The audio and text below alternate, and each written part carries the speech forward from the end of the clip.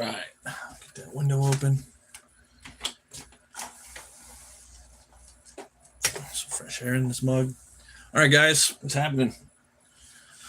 Drawing a little Elric right now. Looking forward to that. I'm on the what book am I on? I'm on Stormbringer right now. Listen to the audiobook. And I'm about like to I have 3 of the graphic novels too. I'll come bring those, show those out on here one of these days.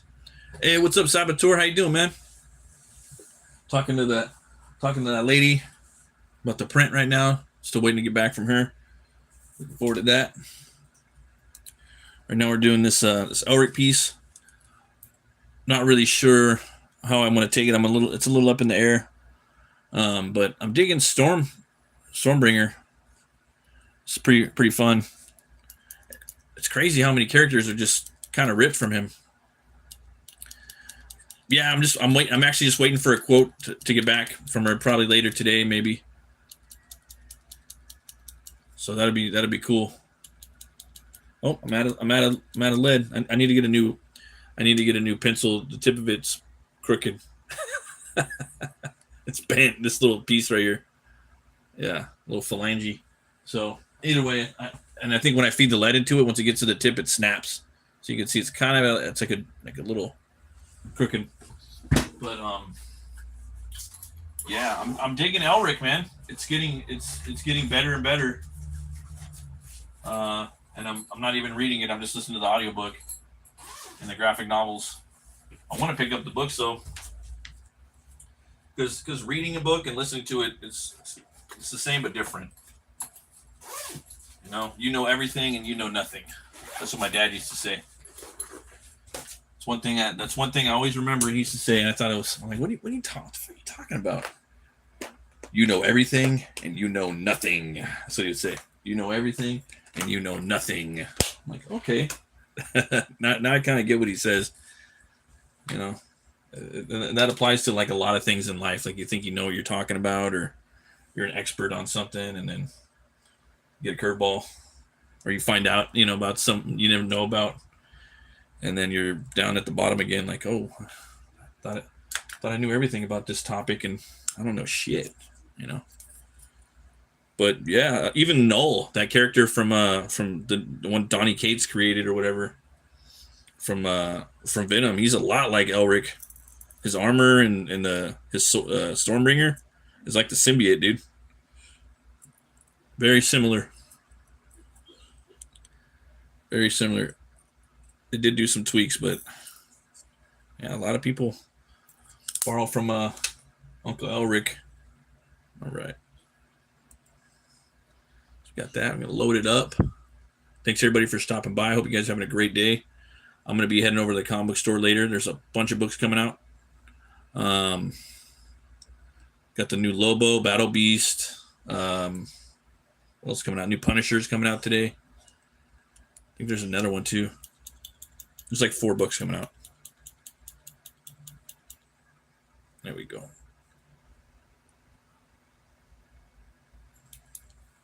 All right, so I'm just messing with this. By default, I want to give him that awesome like metal armor, but I kind of want to switch it up a little bit. I don't know. I might do that. I might not. I was messing with the sword last time,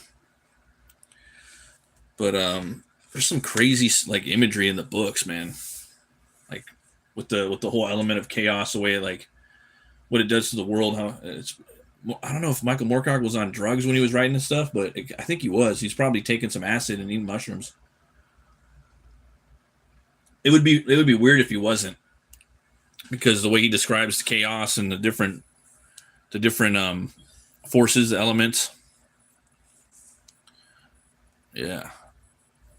But this is kind of probably be loosely based off of I think this is the second book where he's traveling on the pirate ship through the multiverse. I don't think he has his armor in that one. He might though. He might have it the whole time, but yeah, probably gonna do a couple pieces of this character. I think he's just interesting. I like the helmet he has too, the dragon helmet,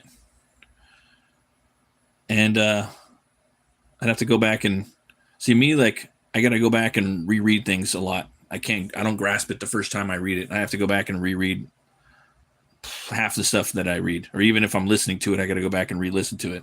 My brain just doesn't capture it. Hey, how's it going, Willie? Thanks for stopping by, man. Cheers. I got my coffee now.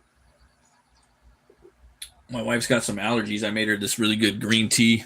I did fresh green tea with some honey. I diced up some apples, some ginger. Put a little cayenne pepper in there. What else did I put in there? I put a little turmeric in there. Some cinnamon. Yeah, man. Then I sliced up some apple too. Put some apple slices in there to kind of chew on. That way it kind of breaks it down and can soak it up. And then a couple apple slices on the side to break down that intense flavor. But that'll clear you up, man, when you get that cough, like that little allergy, or if you're sick. But I'm gonna start switching it up though. I'm gonna add fresh squeezed lemon to it, and oranges too, and I'm gonna put that in there next time. All right. So I think for this, I'm gonna have it to where you're just kind of dealing with chaos, and there might be like a castle in the background right here on a crag. I think there was this one that I was reading. I think it's not hay fever, it's just allergies. I get them pretty bad like that too sometimes, but I don't get them as frequently as I used to. Ever since I started fasting, whenever I'm doing a good solid like intermittent 16-hour fast, I don't get allergies as bad. And if I'm fasting like maybe a couple times a month of intermittent, I'll get allergies like one day out of the month. But if I'm fasting like mostly every day, then I'm not getting any allergies, I've noticed. I think it has something to do with the cellular deconstruction and then the rebirth of new cells when you're doing that. Let's see here. I think this is a fun character you can have a lot of fun with, especially dealing with like the different elements, you know. Yeah, the hay fever is annoying though. Just coughing. You put like a big castle right here. I think there was a giant that when he went to get his shield that died, or he was dying. He was so old. He was like 100,000 years old, waiting for the prophecy. And Elric was supposed to go there and murder him because it was foretold. But Elric, he has empathy. That's what I liked about the character. To be honest with you guys, like I wasn't gonna get into Elric. My first introduction to Elric was through the graphic novels, and I got the first 3 just because I thought it was cool. I always thought he was a cool looking character. He reminded me of like Drist and those type of dudes. I just thought he looked kind of badass, and I always saw that was in the Diamond previews. It was like the Ruby Throne, So I picked those up, and I read the first book, The Ruby Throne. I thought it was really cool. The art was cool. It's got a lot of cool concepts, but the main thing that I think it was maybe the first and second one. I'm not sure. It might have been just the first one, because I'm gonna go back and reread them all. I only have the first 3, but I'm gonna go back and reread those and pick up the next ones. But what I was left was like, fuck, he's part of this like evil race of Melniboneans. There's evil people, but then as you start to get into it, I'm like, I hope he fucks them all up. Do you know what I mean? And he does for the most part. And he doesn't. He's trying to change the world and be a better person. So I was like, yeah, I could live with that. I like that now. Like he pretty much did exactly what I was hoping would happen. But the books are very soap opera. They're very soapy in some ways because they're dealing with like the family drama. It's like a novella. Hey, Elric, Elric, get back over here. Yeah, his name would just be Elric. It would be L. Rick. If it was a telenovela, a novella, because of all the drama with his cousin and his girlfriend, or his wife. I don't want to spoil it though for the people that haven't checked it out. See, Willie the Priestess treatment for hay fever is the same as peanut allergy. Microdose of the offending allergen. Oh, okay. Nice, nice, nice. Yeah, it's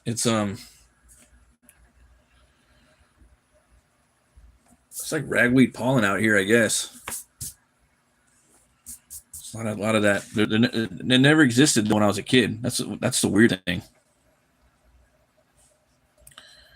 So definitely gonna have this right here, and then I kind of want to have like a kind of a psychedelic spiral thing going right here or something like that in the background. And if I had paints, it'd be fucking weird, dude. Like if I was painting this picture, um, yeah, it would be an acid trip, a bad trip. But that's something to think about for another time. Once I learn how to do that. All right. So right now I'm a little up in the air on like the type of armor I want to give him, but let's see. I might try to give him a belt.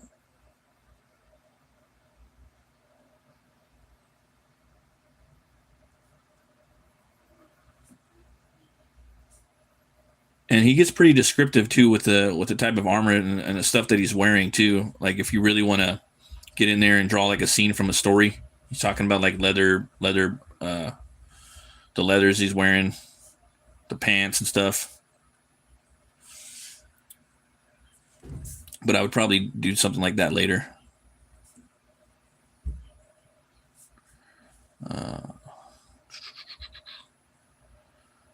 But there is these crazy like lizard type people that I wanted to put in there just to kind of experiment with. I'm gonna put one right here maybe. So get this guy coming up like that. Let's see if we can work the body in here, the ligament, so it doesn't really block him. It's kind of trying to come up with a cool pose. So I might have like a lizard person kind of crawling up maybe on their side. See if we can. It's like I don't want his body getting obstructed right here. I want to leave the legs left alone. I don't want an arm coming out or anything like that unless I have to. It could be cool, but I don't want to do that. I haven't read Moorcock for years. Yeah, I just started getting into it. I haven't even read him. I've just been. I mean, I have the like I said. I've been listening to the audio books on YouTube. There's like one guy that had like all 6 books. So I'm on Stormbringer, the last one right now. But from my understanding, people have been telling me he's still writing Elric stuff, you know. And then I didn't know Walter Simonson did Elric, so now I want that. Just a bunch of, and the old Marvel comics look cool too. I like those too. And then the newer ones that I have, they're more like the art style is more like Clive Barker. And Moorcock was saying he kind of thinks it's better than what he thought of. But I kind of like his trippy, like colorful, hippie stuff too as well. I think a marriage of those two things, like the kind of splatter punky and hippie style of Elric, I think you put those two together, you're cooking with some fucking fire. Yeah. Okay, I think I read those in the 90s. Yeah, I mean, and he definitely is an opposite of Conan, So he's like, Albarak or whatever his name is, the demon. He's like the devil. Come help me. Help. He always needs help. But his sword is badass, dude. Like you could do a whole comic book just about the sword. Like it's got a lot of personality. Stormbringer could have its own its own comic. I think it's hilarious. Yeah. Oh, the hair. Yeah, the hair. Because the hair. Yeah, I don't think it's like that. In the book, I think it's more straight down like Conan's. But yeah, wanted to have some fun, because he's doing all the magic stuff. Yeah, I think that Will Pace dude that plays in the Hobbit movies, the dad of Legolas, I think he'd be a great Elric because he's like tall and like kind of acted like that a little bit in the Hobbit movies, and I just think the dude could play him. He'd probably just maybe lose a little bit of weight, maybe not. Let's see here. Got the hand right there. I might just leave this guy like this. I mean, this is okay. It's like just basic, little posy. But I don't know. I gotta keep thinking. And I got the sword holster right here.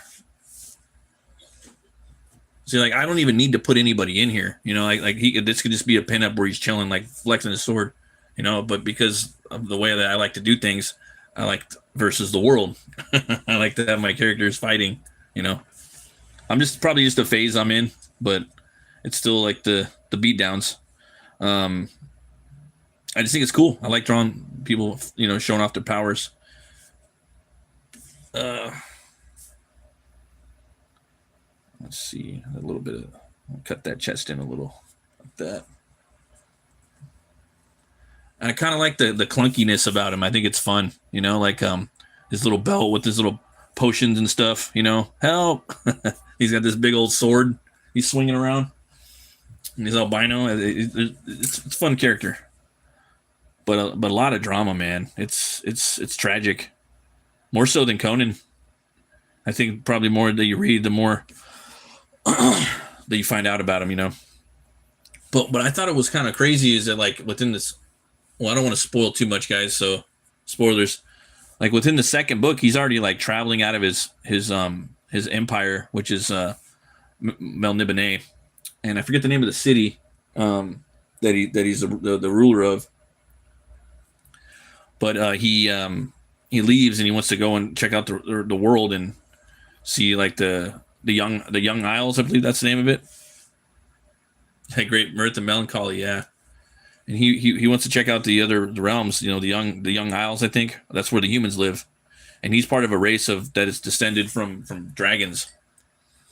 And on his way out to the real world, he already enters a multiverse. So it's like, damn, like Moorcock's already thrown him into a multiverse already.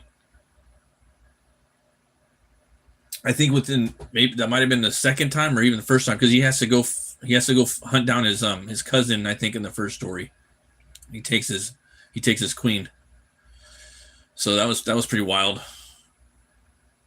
And his cousin has like this mirror and all these like mercenaries working with him, and yeah, it's pretty crazy. Yep. And then on the second mission, the second mission because it gets kind of, I think the second and third story are kind of similar, and there's a lot of not pirating, but a lot of sailing around on ships and stuff more than I thought. But he, yeah, dude, like I think it's the third story. He gets tasked by this interdimensional pirate captain, you know, to go with him and fight like this demon that's like going across different multiverses. It's these two demon aliens, like demonic aliens, I think, right? And he and this crew have to go fight him. And spoilers, like there's different versions of him. They're all like different eternal champions, I think, from different realms. And they break down into like into particles, and then they reshape into this monster with like arms coming out, and Stormbringer's got one arm, and they fight this demon on like a subatomic level, and it's so trippy, dude. That's kind of what brought me into the story, you know, like, wow, this is cool. It was pretty heavy, like hearing that whole fight sequence of when those four eternal champions from different dimensions merge into like a flesh being with Stormbringer like chopping them up and going around and dude, jumping into different dimensions, and oh wow, it's wild. Far out, dude. Yeah, that was weird as hell. And it's cool like hearing different artists, like they use different writers. They have like their style, and they use words a lot, you know, like he says the stuff, like he uses the word stuff a lot. It's weird hearing that word stuff in this type of thing, you know. And I find Moorcock, he's pretty like I can hear his kind of his word wizardry, like Howard, like, but you can tell he's inspired by Howard as well. Like he can get real gritty with the writing as well, you know. Kind of down to earth in some spots, and I love that. they can shape shift into human form. Yeah, there's so much shape shifting because there's all these gods, and man, it's wild. Then there's this like ship that goes across the land. It's a land ship, and it could go through the water, and he has to call upon this like the sea god to help him, and that's in the first one. I remember that, and I remember seeing that in the comic book I have, the graphic novel. But I had imagined, I had forgotten about it a little bit, what the god looked like, and in the book the god is like it's a human form, you know. He's like green. I think his name's like Sarsta or something, Sarsha or something like that. I forgot the name. But he hooks him up. He hooks up Elric. He helps him out. But in the comic, it's more like a giant squid, like a Lovecraftian beast, you know. And I kind of thought that was cool too. It seems like whenever like the French people kind of adapt stuff, they switch it up and they take some liberties. I've noticed they kind of did that. The Blaze guys, they do that with Conan, with their Sumerian line, you know. Yeah, autocorrect is a killer, man. Yeah, I don't even change anything anymore because it's so like annoying, especially like if I'm watching a live stream and I type something in the chat and I it's a big old thing that I type. I usually, you know, then I'll go back and look, or then I'll look at it and like, oh, I got a typo. It's like, who cares? People know about the typo and the autocorrects now, you know. I don't even fuck with them anymore. Like I might go back and change one letter, but if it's like, if I'm moving, if I'm cooking, you know, I'm gonna leave it. Like people know, dude, you know. We got that, and then there's these the winged apes. Those are cool. He fights like he goes into yeah, man, wild.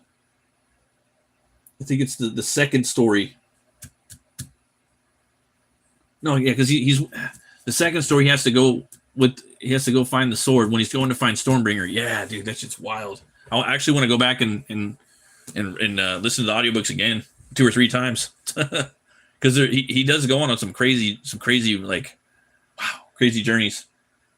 But he goes down into like that world's hell, and it's like swampy and murky and gray and disgusting, and there's people living down there, and he meets like this red archer dude, and he's like, I've been down in here for forever, man. Like, he's like, I want to get out of here. And he's like, I'll do whatever. I'll go with you. And so he's like, all right, buddy, let's go. And so he buddies up with him, and they go into like I think a rundown like town, dude. And it's just like a composition of different like architecture and like weird shaping buildings, and like that would be fun to draw. I would love to draw that town because there's so much chaos.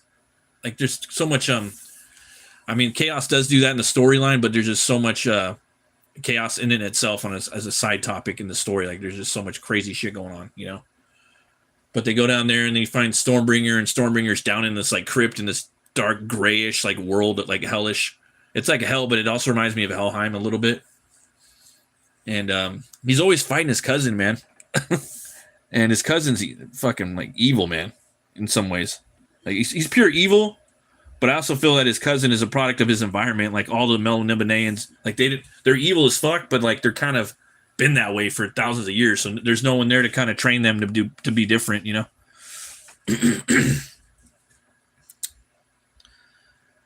Yeah, I wouldn't be surprised if they took a little inspiration for He-Man for Elric, because when he pulls that power sword, it's the same fucking shit with him pulling out Stormbringer.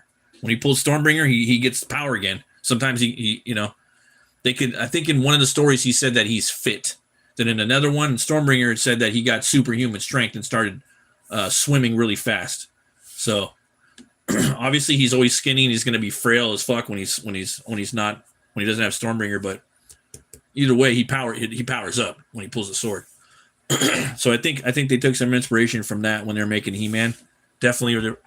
You know, most people that read Howard, they've read Elric, you know. Those are like the Paramounts, a couple of them, right? But on top of that, I think it goes back even further, to a certain degree, a little bit with the Arthurian legend. When he pulls the sword out, he becomes king, you know, for the most part. He doesn't get super power, he doesn't power up, but he powers up in social class, becoming the king. if you want to stretch it that far, you know. But there's always been a sword story, you know. All right, so I want to draw one of these. Yeah, I probably shouldn't binge the stories. That's the thing too, man. I think when you read too much of the same thing, you need to like let the stories breathe a little bit in your mind. Let them cook. Let them cool off. Don't just jump right into the next one and binge it. You know, I think maybe with books, for me anyways. I think next time I'm gonna check out a story, and I'm gonna bounce, and I'm gonna try to maybe go listen to like a crime story or maybe like The Shadow or something like that, and then go back to Elric. That way I could kind of separate them a little more, because then they start to kind of blend together a little bit, especially if they have similar things going on. And in the beginning, he does a lot of like traveling on ships and, you know, stuff like that. Yeah, reading and digestion, exactly. And he does stuff like a lot. Like, how do I put it? He'll go on a quick mission and do a lot of shit like really fast. Like he went and took out a giant really quick. Like you have to pay attention, you know. And if you're multitasking and listening to an audiobook, things will just go right past you. Like, oh, he just went and slayed a giant and got a shield and chopped a horse in half, and I didn't even get none of that. That's pretty badass. That's pretty metal, you know. Yeah. Okay, but they have these he fought these I think it was on maybe book 3, maybe book 4. I think it was after everything. Again, spoilers, guys. I'm just gonna be spatting out like Elric pollution on these Elric streams. Go read the books, go listen to the audio, but there's these I think they were bird dogs. They were like kind of like griffins that fly around, or griffins. I thought it sounded pretty interesting. I thought it would be something I want to draw. So, and they said that they're like dogs basically with like hawk wings, but they had beaks. So I thought that sounded really interesting to draw. So I'm gonna try to come up with a shape right here for one of those. That's another one. When I hear something that sticks out, like, oh, I want to draw that. He fights a like a giant too, like a mist giant, like in a swamp. I think that one was like that was like a easy, like kind of, oh, I could draw, like I could, not like I could draw it, but that's an easy like concept that popped in my head. But let's see. Okay, so I'm trying to think about this real fast. Let's try to come up with a shape. Okay, what do I see? I want to see some wings. It's got to look like a dog. Let's see here. All right. Okay, so we got the head right here. And then Stormbringer's massive. So he could have went through him. Maybe even like, I want to leave some arm for the wings. Maybe something like that. And then coming down like that. Right? And then we could have the face kind of like that. And let's work on the body. And then the body's going to get sliced in half because he's doing an upward stroke. So we'll have the top part of the torso of the animal, of the beast up here. But the wings come down like a seagull. He's doing a nosedive on him. But ultimately, you'd want to have the head down. But I'm not going to do that because I want to see the dog's face. The monster's face, right? We all want to see the face. So I'm going to try to, like he's looking up, which is, it's not realistic, but it's okay. All right, so we'll do that. And then I'm probably going to, let's see. Get that part right there, and then get another part right here. See, this is a fun stuff, guys. You know? Just thinking of designing stuff, you know? Kind of want to change this wing, but I think I'm going to leave it. Yeah. Kind of like that shape right there, you know.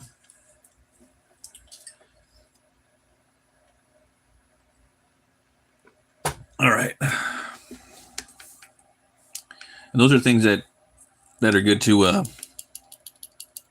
practice drawing, like dogs, especially like their legs and whatnot. It's weird. Dogs and horses, and babies and kids, and it's like, yeah, you're very comfortable drawing that stuff. And then even if you know what you're doing, you're gonna you want to go back and kind of do it again. Okay, so I want it to be going opposite of Stormbringer, so we'll do that like this. Maybe have the legs come up like the feet like that. Okay. Yeah. Now I want to see an Elric TV show. Definitely. Fuck Game of Thrones. Put an Elric show on HBO. He needs to go. He needs HBO. See, HBO and Prime. They got the fucking money now, or at least Prime does. They can really just get in there and like cut more cock. You know, give him $1 billion. You know, give him a few, maybe, you know, whatever. Get in there and make an Elric TV show. Have him, you know, do some faithful stuff. Talk to him. Maybe have him write some original stories. That way, you know, because he's still around. He's still writing. Have him maybe switch it up a little bit. You know, that way the fans are gonna hate that shit. I'm probably like the guy in the one guy in the world, like, yeah, change the source material a little bit, just to fuck with the fans. No, but in reality, you're giving them a surprise, but it has to be just as good, but maybe better than the book. Because you could do it that way, or have Moorcock write some new stories, so they could cover all the books. And I think if they did that, man, on HBO, there's a big audience for it right now. You know, for that and Conan. Imagine if HBO just said, "Oh yeah, we're gonna make a Conan TV show and an Elric TV show." You know, I think that would be awesome.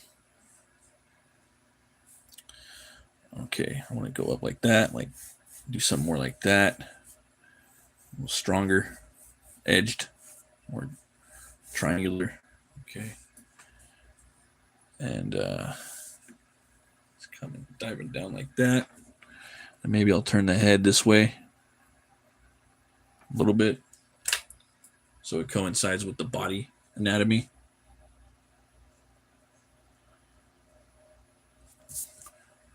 Shoot, I remember for me, like for a long time, I guess like the movie I always wanted to get made was Zelda.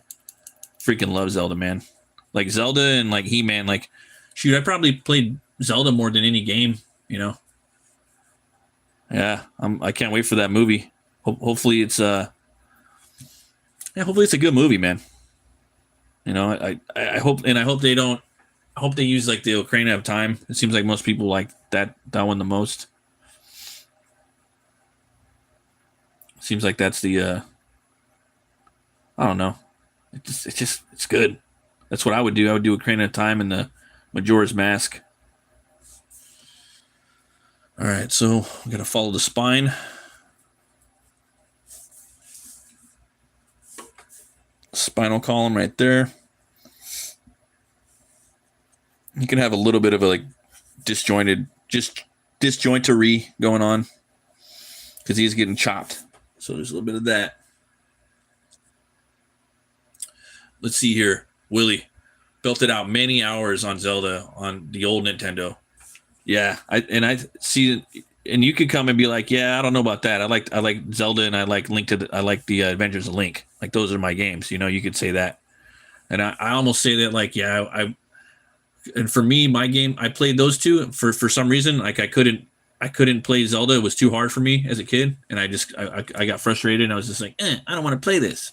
Then I picked up Link, and I didn't like Link for some reason. I didn't like the side scroller, and I was like, I don't like this either. You know, I didn't play that. And I'd watch my uncle, my cousin play, and kind of sit there and like watch them play, you know. And then by the time Super Nintendo came out, and then it was A Link to the Past, that was my shit. And that was yeah. And then yeah, I love that game. I beat that game. And I thought that was just like the greatest thing. And then they came out with Ocarina of Time, and then that just blew my head off. Like, just blew my socks off. After that game, and I had seen other ones that are like it, like little different. Like they've made a ton of different Zelda games that are, kind of cell shaded and kind of anime and whatnot. Different, like Wind Walker or Wind something, but just nothing story wise. Even Twilight Princess, Ganon was kind of cool in there. He looked pretty badass, pretty metal. But for the most part, I think that just Majora's Mask and Ocarina of Time, you get the big like barbarian giant like Ganon at the end of the game. He's fucking awesome, dude. And then you get like the like badass looking barbarian looking kind of sorcerer Ganondorf in that game too. For me, that's like, and he's not the pig in that version. He turns into the giant boar later on in the game on the roof of the castle. I just think it's perfect. A good way to go. And if I was them and like I knew that, so that's the thing. You never know like if it's gonna be, if you're gonna make a sequel or not, right? So it's like, do you put everything into the first movie, or do you kind of just follow like the first good story? That's a tough one. It's like if you're making a Conan movie, right? Do you take bits and pieces of every story that you like and make a movie because you're only gonna get one chance to do it? Or do you just take like maybe, one story like God in a Bowl and then a part of like, maybe a couple of the from an era, or you can just do the God in a Bowl. I don't think the God in a Bowl would be a good just movie for Conan. It needs more than that, personally. I think like God in a Bowl, Rogues in the House, and Tower of the Elephant, I think that would make a good solid movie, right? And it's kind of just taking one little part of his life, when he was a thief. With Zelda, I would probably just do the movie with the young Link, maybe like kind of in the beginning of if you guys remember like Ocarina of Time, probably in the beginning of that story. But then I would probably hire another actor by the time the kid gets older. I'd bring in an older guy to play like the older Link, the teenage version. Because Zelda could be, I think it would be a good trilogy, But we'll see. I think they're going to have like the same guy. They're probably gonna, judging by like what I see now and the way they're doing things, like with He-Man and Minecraft and all that crap. I think they're just taking things from all over and just kind of putting it in there. Was it? I didn't see it, but I mean, from what I heard, Barbie. That's what they did with Barbie too. They put a bunch of shit in there, from different stuff. But I mean, Barbie never really. I don't think has a lore or nothing. There's a bunch of dolls. Yeah. Let's see. Will you take Howard and the top picks from the comics for Conan for one movie? I'm kind of really sold on let's take a chance on the young Conan. Let's do those three like I mentioned earlier: God in a Bowl, Rogues in the House, and Tower of the Elephant. That's what I would do. I'd put those three things together in one movie for the most part. I think Tower of the Elephant would definitely be the last like finale of the movie, and have him like show the type of character that he saves. You could show Yag Kosha. I think that would blow people's minds at the end. That one, or Rogues in the House could be a good ending too. God in the Bowl, ultimately God in the Bowl would be a good way to kind of start the movie up, I think. I mean, either or, you could kind of start the movie on any three of those and kind of interchange them, really depends on how you want the story to end.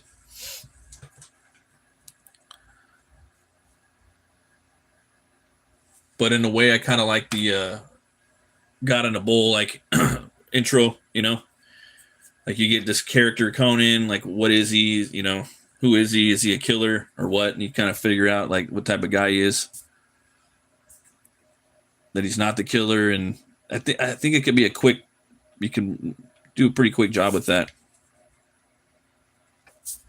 Let's see here.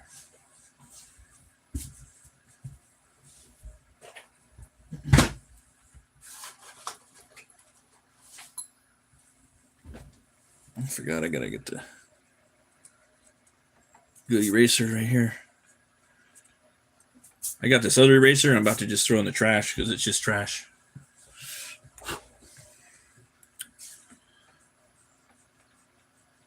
But yeah, the cool thing, they could totally do. Yeah, you probably want to just do things like from the source material, but I don't know. If you make a character up and you've seen it done so many times and you're the creator, I could see like why Moorcock would be like, yeah, I kind of like this, the Bond Days and A version. He's probably, I don't know, you probably get bored with your shit, like that's what they did with like on a side note, like I was talking about earlier, changing the source material. That's what Robert Kirkman did with The Walking Dead. He was changing things around because he was saying he wanted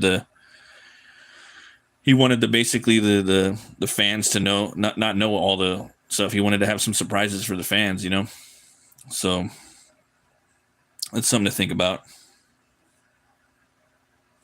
Okay, I think I got another idea for the face. Try to do a little something like this. Like for me, I didn't read the comics, and one of the characters that I thought looked cool was the governor. I'm like, dude, that's Tom Savini from Dusk Till Dawn and from Dawn of the Dead, bro. That's who he looks like, and I heard somewhere that's who they designed him off of. So I kind of wanted to see like that biker character. I was looking forward to that, and then you get this like conservative like dude, that used to sell insurance, and he's the governor. And I thought, and he turned out to be my favorite character. And the thing is, I didn't know nothing about the comic. So, but yeah, I could see that there's be some things in there, because if you there's you change things around, and you avoid spoilers, right? Because if the audience knows everything, they can just spoil it if they want, and if you give them some new stuff, then they can't. So there's that. But I guess ultimately just probably do things the way that they were, if you can pull them off. Sometimes things sometimes stories aren't that great. They're not really made for movies, or it might be like a movie that's not really, it might be like a character piece of a movie. It's not that type of how do I say it? Like there might be a Conan story that shouldn't be a movie because he loses in there, but it's teaching a life lesson, and the general audience won't like that. They want this big spectacle. So you probably want to have a spectacle movie, right? Rather than a life lesson learned where he loses or something like that. That's why we like Conan, because he endures, and it's about picking yourself up, and it's about the battle, and you don't always win all the time. And that's why I like Elric too. It's same shit. Willie, filmmakers have a hard row. Some things are unfilmable. Yeah, dude. Like I think the older you get, and if you're really into film and movies and stuff, you're a movie buff. There's a lot of things where you're like, yeah, oof, that's hard, Like that guy Travis Knight, the director of He-Man, he was saying, and that was my thing. Like I haven't done it in like 10 years, but I would go out and buy DVDs, and I would like religiously, habitually watch the special features, because I wanted to, I want to make a movie someday, man. Like I grew up on movies, I know a lot about movies, and I know nothing about movies. There's a lot to learn. And I would always watch the special features. I love that shit. And me and my dad, we bonded over watching movies a lot growing up. Movies and cartoons, and I lived in that era when there was a lot of cool stuff on TV, a lot of cool cartoons. And my dad really dug it too, because that's what he was around the house a lot because he was disabled, so he couldn't really do much. He'd have his good times and his bad times. When he was doing good and feeling good, he'd be at the gym working out, and playing the drums, learn how to play with both hands. And then when he was bad, when he had an operation, he would get his ass kicked by life. Then he would be, at home recording stuff, and we'd be hanging out. So that's why I would watch a lot of movies as a kid growing up, and that's why I like movies. I don't know. They're cool, and I'd like to make one day. And as you can see now, guys, people are making movies now. Like the Back Rooms and the freaking Obsession. I think they're both made by YouTube guys. I'm not saying that I'm going to do it or I'm going to make a good one or you're going to make a good one, but you're the person that is in charge of that. If you don't believe in yourself, no one else will believe in you. The first step is for you to believe in yourself. But I think horror movies are the way to do it, man, because they're cheap and you can tell a cool story. For me, though, I want to do a sword and sorcery movie. I want to do something like Beastmaster or a Beastmaster or Deathstalker, something like that.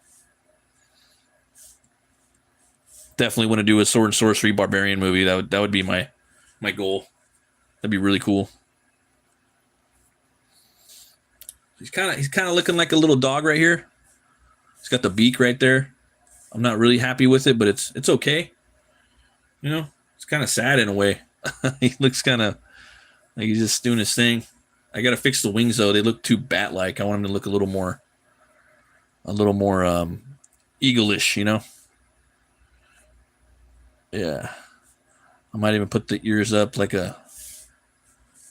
okay. I think I know what I want to do. So I'm thinking Doberman, and then I'm thinking... Also, you got to remember dogs, you know, when you're studying them, their ears do weird things, man. When they're running around and doing stuff, dogs kind of flip around and full back, you know. Now when I'm thinking of this, I'm thinking golden retriever like Lassie, you know. In my book, Butch Cleaver, in the origin story, he has a dog named Greenie, and he's a mutt, and that he loved that dog. Yeah. Some bad things happened to the dog.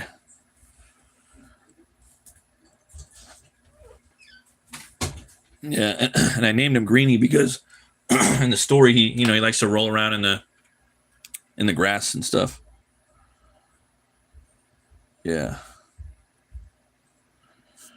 Seeing those dogs run around is crazy. I had a few dogs when I was growing up. My grandparents, they had one dog. I think there was always a lot of mutts, but one of it was a golden retriever and a German Shepherd mix, and I think it mixed with another German Shepherd golden retriever mix, and had a bunch of puppies of the combo, and that's a good combo, man. You get a golden retriever and a German Shepherd, it's like really good combo, you know, for a mutt. But we had all these puppies at one point. They were big, man. They grew into dogs, and it was kind of cool. I think I was like I think I was probably around 10, and my uncle had him because my uncle lived with my grandparents back when I was a kid, and he would buy video games every weekend. We get pizza. It was so cool. I don't know what happened to him, but yeah, the dogs, man, those dogs were awesome. But just seeing how they move around and the way that their ears move, and same thing with wolves. Let's see here. Willie, the old man gave me a hard time over Transformers. Now artificial intelligence is real. Exoplanets are real. Yeah. My dad was kind of always. He believed in a lot of stuff. He had a lot of conspiracy theories growing up, especially towards the end. He started like cataloging these conspiracies. He had like notebooks and stuff. Like, what are you talking about, dude? You know, it's like kind of living in his own world and stuff. And like come to find out, half those conspiracies actually became reality. So I'm just like, damn, Dad was on, you know everything and you know nothing. That's what he always used to say. And that's now I kind of see where he's coming back. And he's like, whatever you do, son, don't get the chip. Don't get the chip, son. Don't get the chip. I'm like, oh, the microchip? He's like, yeah, don't get it in your arm. I'm like, all right. Let's see here. Dogs are our great gift from the great architect. Yeah, I believe so. You know, I was talking to my boss today, or it was yesterday, I can't remember, about dogs. And I think, was it yesterday? Yeah, I think it was yesterday. Sorry. Because sometimes you meet up somewhere at work and like you're standing in the same spot like one day and then the very next day, or if you have like a place you talk to somebody, days get blurred together. So I'm trying to remember. Yeah, I was saying like cat, don't ever get a cat, man. Those things are high maintenance, but so are dogs. But I'm just, you know, dogs were there. They were there, you know, I think there's some studies they might be debunked, but they were saying that they helped us hunt other different, hominids, or help defend and also hunt down prey, like mammoths, fend off, Neanderthals, things like that. That's why it's man's best friend. And they say that probably helped us out a little bit. That's one of the theories, and just the way that they treat you, cats are a little different. They're a little more independent, I guess, in some ways. But at the same time, like cats, they make a mess. They have a lot of, they like to claw things up, and it's all kinds of stuff. But I mean, I guess the same things about dogs. It's an argument, but dogs will definitely defend you more than a cat will. I'll tell you that much. Dogs are cool. I don't have a dog. I wish I did. Let's see. Trying to make this thing look mean. It just kind of looks like a regular animal right now in the face to me. It needs to look mean. I don't want it to look nice because then I feel bad. Like, what are you doing, Elric? Leave him alone. Like, maybe give him a cat eye. You always want to make something look really evil. You just give it a cat eye, or a serpent eye. I mean, sorry. That could be a little bit. Yeah, I could work with that a little bit. Okay, so we got that. Maybe not. Or just a white glowing eye with a little dot like that, looking down at him. That looks a little scarier like that. Something kind of like Dark Crystal-y, like those bastards in that movie. We got the beak right here.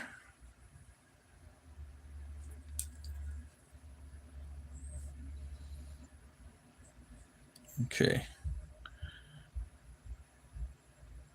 Yeah, there we go. I was feeling like a little Jim Henson-y. See, Willie, Heart of the Beast just shot to #1 in my must watch. What's Heart of the Beast? Is that new Brad Pitt movie? To check that out. There's another movie too that I've always wanted to watch and I've never got around to it, and I think it's like the Headhunter. It's like an hour-long movie about this like monster hunter. I don't know if you guys have seen that. Oh, that's a Brad Pitt one? Oh, okay. Yeah. Oh, thanks for hitting the likes, guys. You're awesome. All right. I'm going to be bringing back the Barbarian Brunch pretty soon. Probably in another month or so. Just giving it a rest for a little bit.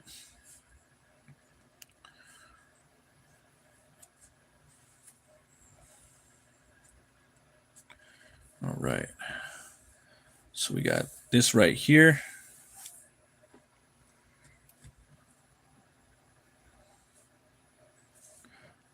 I think I might do a little one of these just to give it a little something more.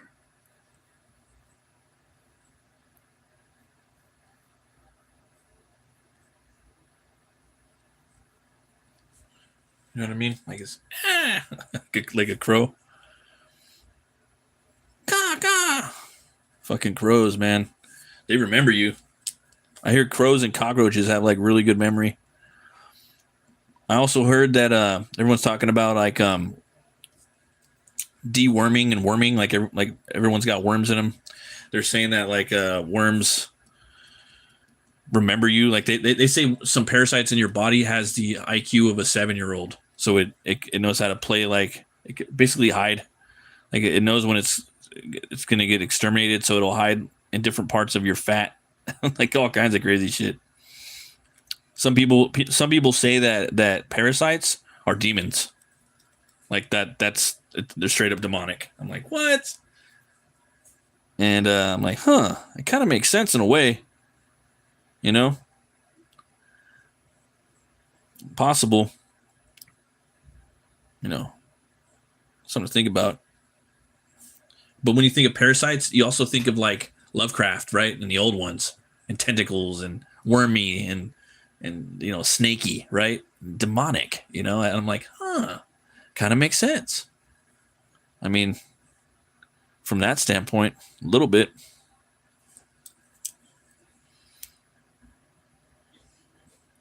I love drawing creatures though, monsters and stuff.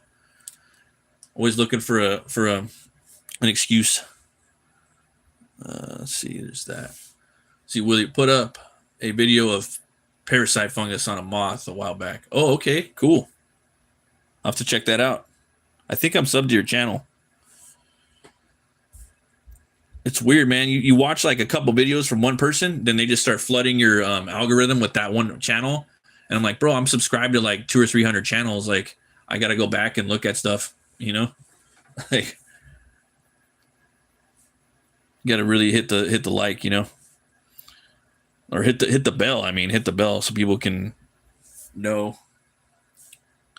Let's see here. I kind of want this face to be a little narrower, like those Dark Tower creatures. Bird and canine like at the same time. Let's see if I can kind of get it like that. I want to get in there like that. So it'll look a little scarier. You know, that's better. Because if we would have just had the head shot down right there, we wouldn't have seen the eyes and the mouth, like, you know, and it's gonna kind of coincides with the motion. Let's all right, so this right here, this is gonna be a big void of a big nothing. It's gonna be cut right there, so there'll be some motions going up. So we'll do a little bit of this, a little bit of shk. All right, there's that. Oh yeah, shorts. That's cool. Yeah, shorts are good. That's how you could kind of like check out a channel and kind of start getting used to it. Let's see. So let's work on this. And we'll go down like that. Get the knees. We'll come up like that. Then we'll go in like this, and then we'll have the paws like that. Something like that for now. All right, then we'll give him some muscles. Make him swole. I was thinking like a pit bull, dude. Imagine a pit bull, like his fat, muscular face, cheeks, you know, with the beaks stuck in there coming out. Oh, that would look scary. You know? But for me, it's like you're talking about like a dog that's a bird, kind of. That for some reason I'm thinking eagle, griffin, golden retriever. Then it just kind of, that's how my brain starts thinking.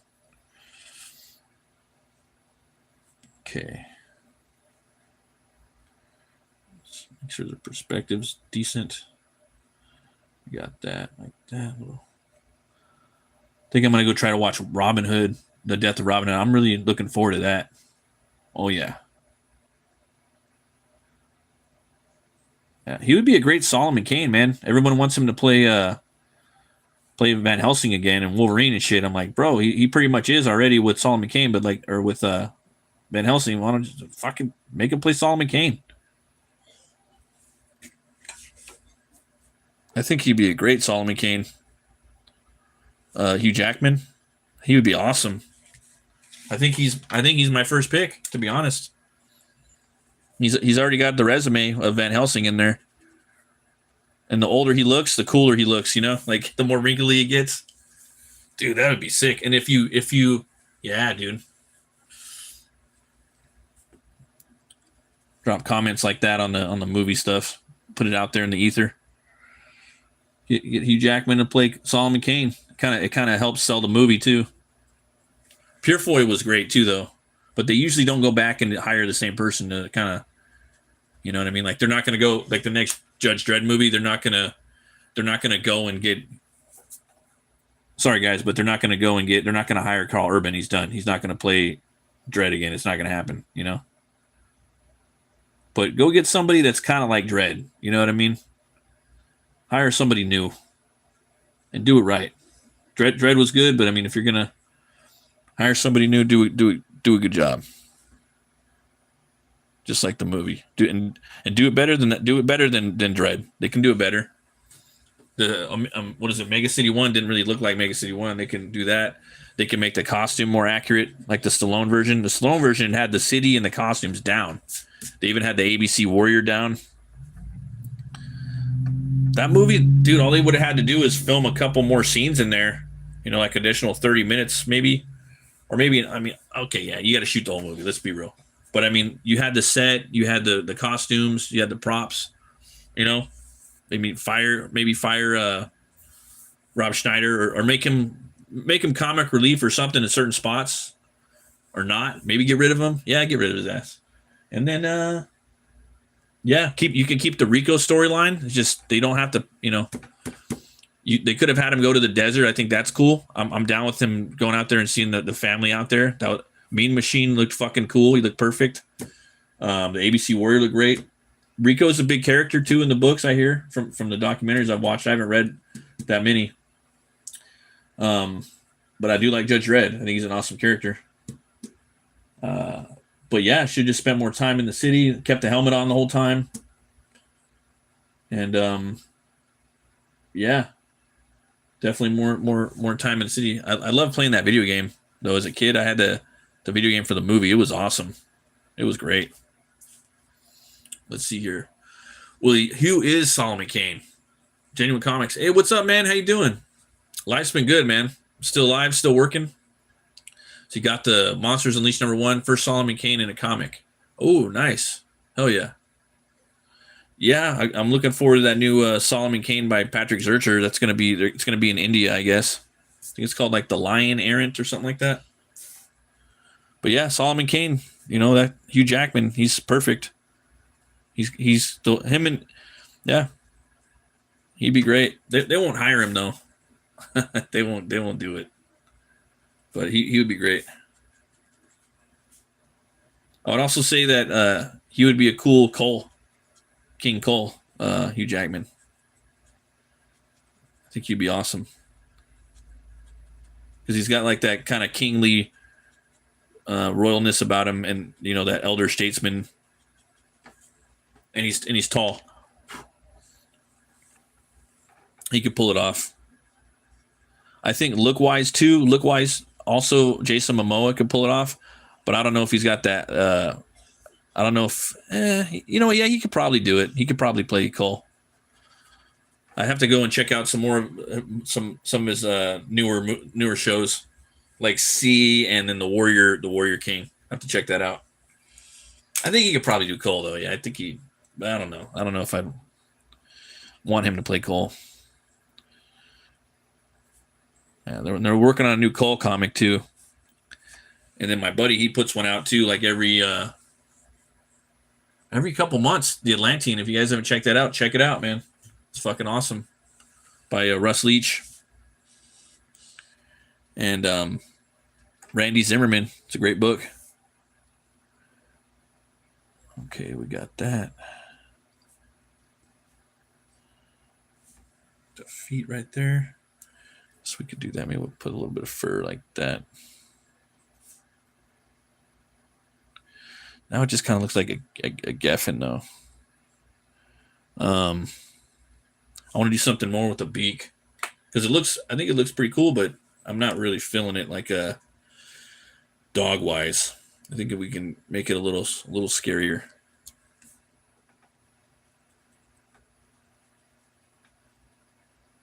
Do something different. Maybe with the way that it's kind of set up like that. Get more of a dog nose, you know, like that. It kind of goes into a beak.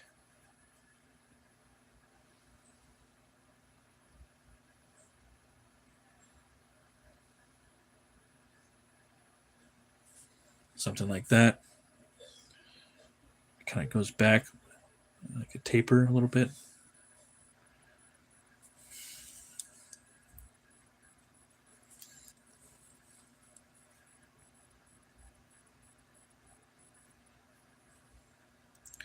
And let's see, maybe a little something like that.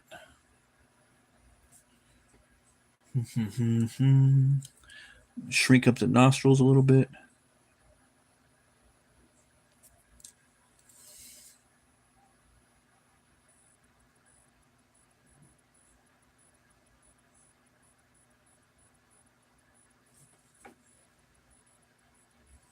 Got the beak. Yeah, it looks kind of weird. Digging that. And then got the eye right there. Yeah, it's fucked up.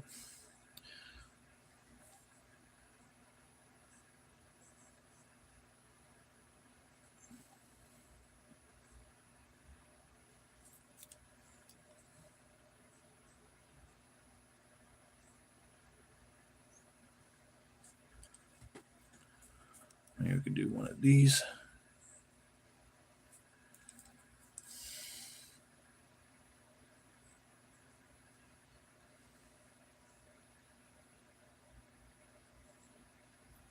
There we go. And I might even put some teeth in there. If you do like the bottom, you could probably do some bottom kind of teeth that come out like that. Not the sides. The beak will close right around it.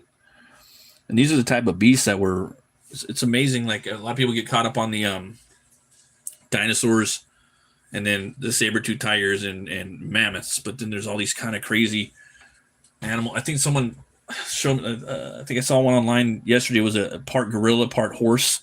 Some weird animals, man. Weird animals that was around on the earth, you know, far out. And it makes me think of you know, like Australia, right? Like the platypus and things like that. Just weird animals. It's amazing. All right.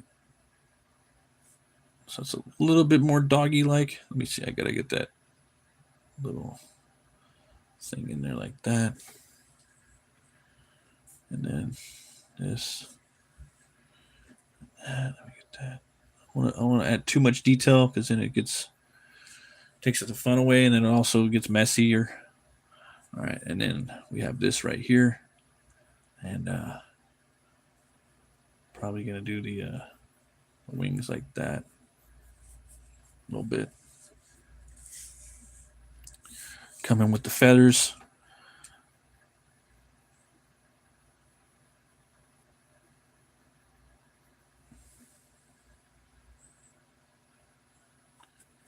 Yeah, the platypuses are shy, huh? And then on top of that, they have like some poison, like stinger, right on one of their back toes or something like that. My son wants to go to Australia because he wants to check out the spiders. He loves spiders. It's wild.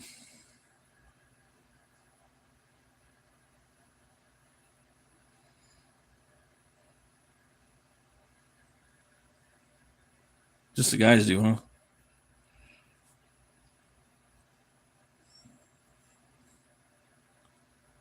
All right. So we know what this is going to be. So I'll leave some notes like that. That's going to be the wings right there. So I could work with that a little bit. And then got that right there.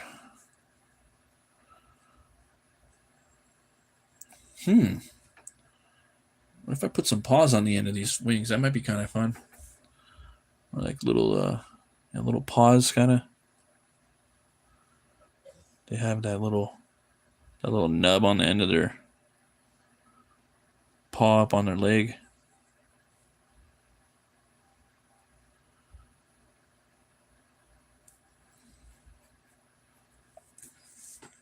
That'd be weird, right? They fold up their wings, and then they just start walking around on their paws at the end of their wings. Kind of like those new pterodactyls they've been finding that are freaking scary as fuck, and they're big. I seen a video on one of those too. There was this one that lived in like 200 billion years ago or some shit in the area of Transylvania. It was like the most giant pterodactyl ever, or pterodactyl, what have you. You know what I mean? And it was like the size of like some type of airplane. It was massive. It was all muscle too. And it was tripping out archaeologists because they're supposed to have lighter bones, and this thing's bones were dense. Yeah, and then when it would fly over, you would just see like a massive shadow like on the ground. See, lady platypuses aren't trustworthy enough, right? 100%. That's right. Okay, so we got this right here. And I'm gonna, I might see, I want that curve. Might even do a little bit of this. I might leave it. No, I might leave it. Let's see. Okay, so he's got that one. We'll leave that. Leave that guy right there. He's taking a hit. And then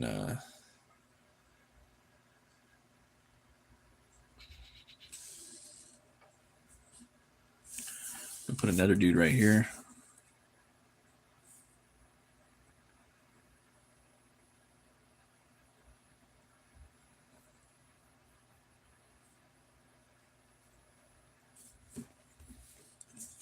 Let's see.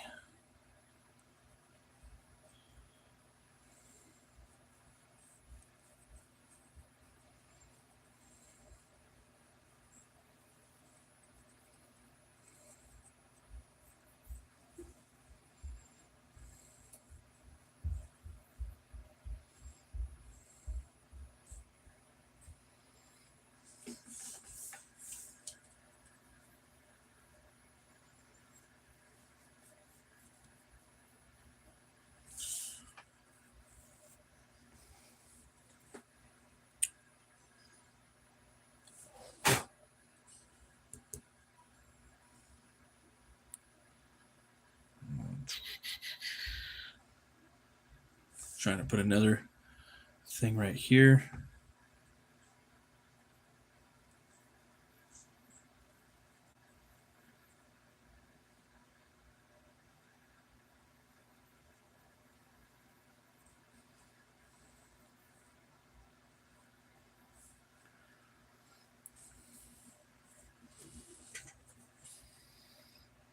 Trying to visualize right now where this thing's at in 3D.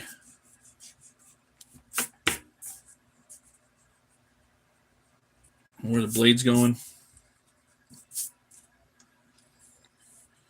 It could be kind of trippy. I'm gonna go get some tea, guys. I'll be right back. Tea time. Oh.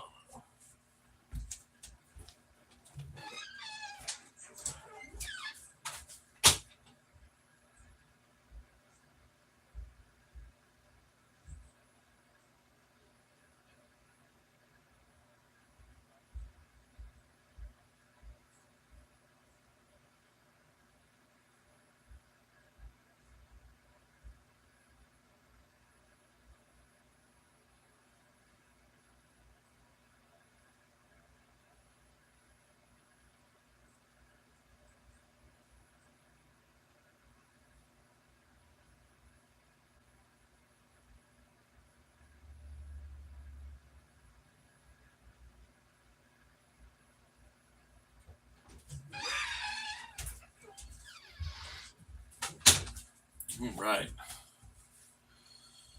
Let's see here. I'm taking a look back right now. I'm standing up looking at my drawing. And I want to get one of those lizard people right here. So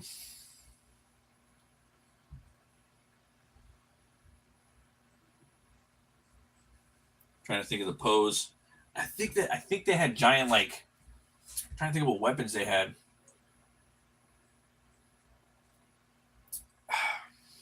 Yeah. I think they had giant swords. I swore they had swords, but they might not have. They might have been using some type of like crystal shanks or something like that, or rock, or shank rocks or something. They were definitely savages. I'll use the Howard version of savage, which means technologically they used stones and pre Bronze Age. Forgot the terminology, but that's what he considered savages. And then barbarians were pretty much Bronze Age, Iron Age.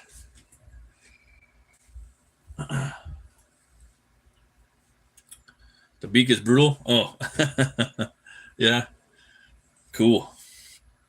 Let's see here. I'll put this on that side real quick. I'm gonna get some more fresh air in here. I'll try to keep thinking, working this angle right here. It's a beautiful day outside. Oh yeah. Got kind of, it's June gloom, man. It's June doom. Some Elric June doom. Okay.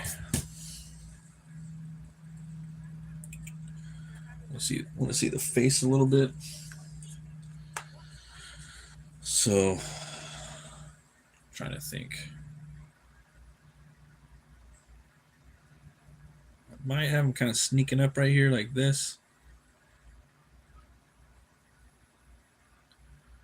Throwing that thing out like that. The interwebs are ganking out.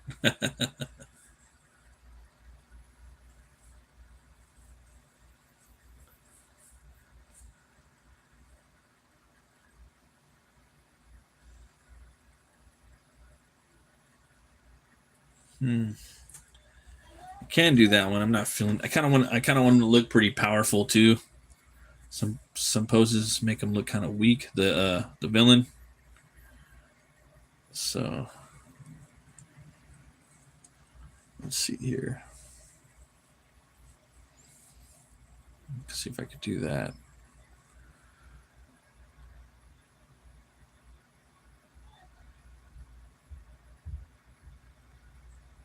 Oh, some Nong with an excavator ripped up a fiber cable, and the interweb gods are angry. Yeah, man, they're trying to get that.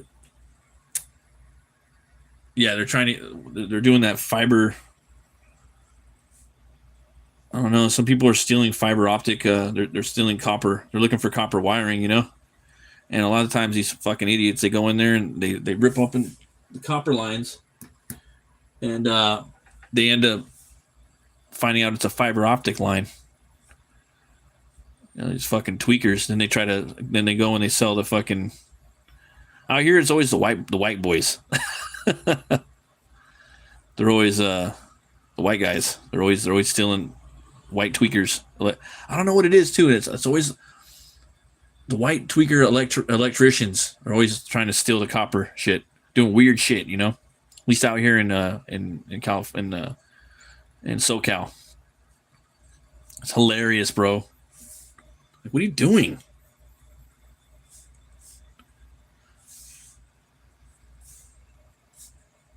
Yeah. But you could get a couple grand for that, especially if it's a big line. Let's see here. So I kind of want to get the face right here. I'm probably going to keep that form. And it could be like a ligament getting hacked off right here, coming full speed with the sword like that. You know, that works.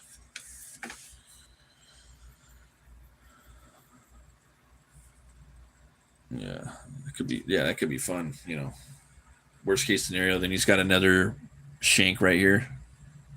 You know, about to shank him in the back. You got the oh shit, mouth going.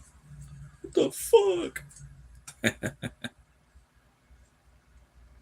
Oh, it's my Friday night. Oh hell yeah, so awesome. And then a weird part of me wanted to make like a pretty hot chick right here, you know. Oh, Elric. I was thinking like, I could turn that into a hottie. But then I'm like, nah. I mean, part of me is like that. I kind of want to. Like he's saving the damsel, you know. That'd be pretty cool. It's not off the table. What else was he fighting in that book? Yeah. Also in the background too, I'm gonna have some crazy like people all fucked up, man, from chaos. Like these weird statues, dude, of like human fucking people just kind of merged together, like in the background, just fucking nightmare fuel, you know. Yeah, that's gonna be wild.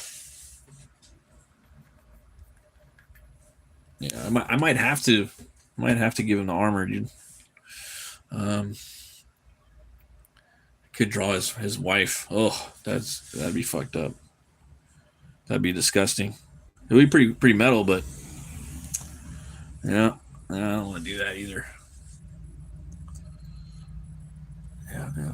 Then they had those crazy winged gorillas in there.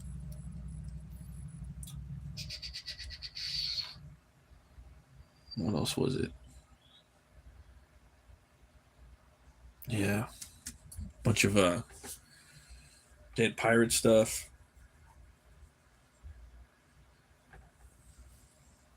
Gets a little tricky sometimes, folks.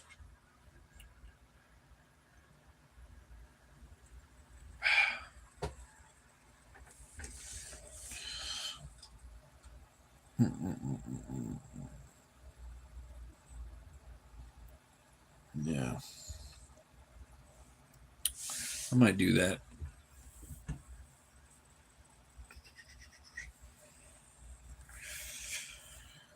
Huh.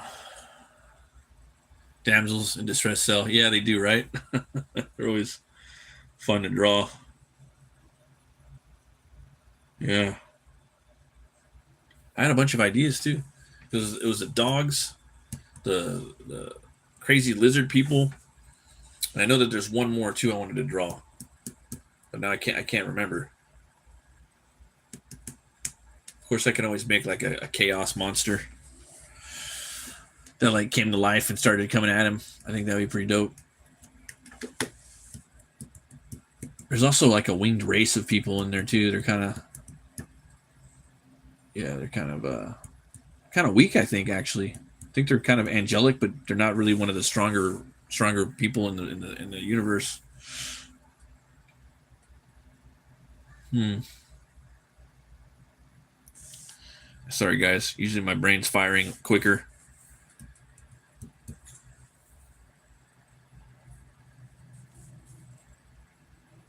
Yeah, that might be it right there.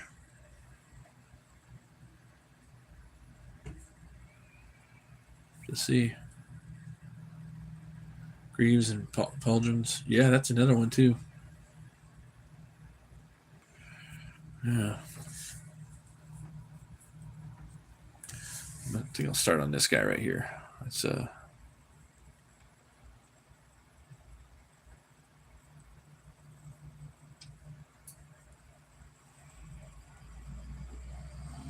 this might be kind of fun. The hand right there and the shank.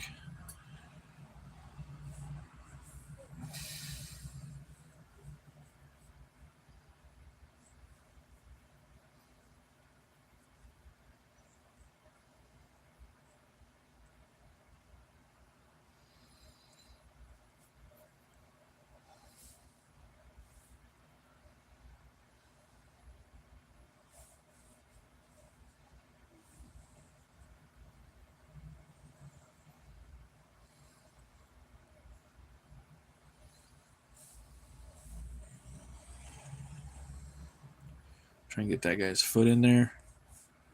He's coming up.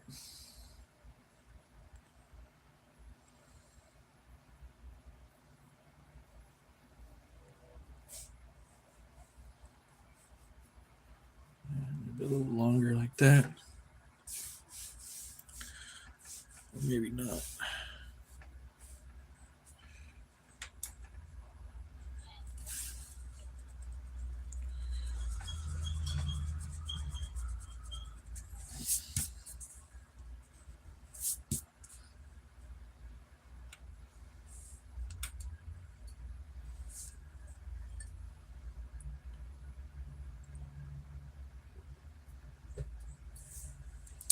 Let's see here.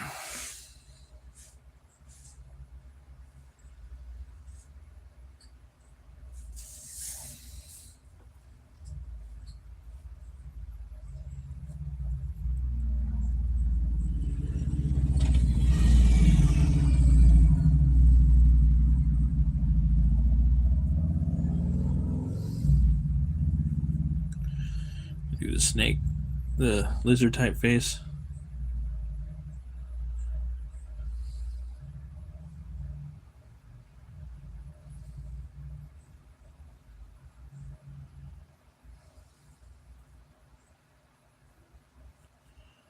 Okay. I'm more akin to the snake base like that. Clean it up a little bit.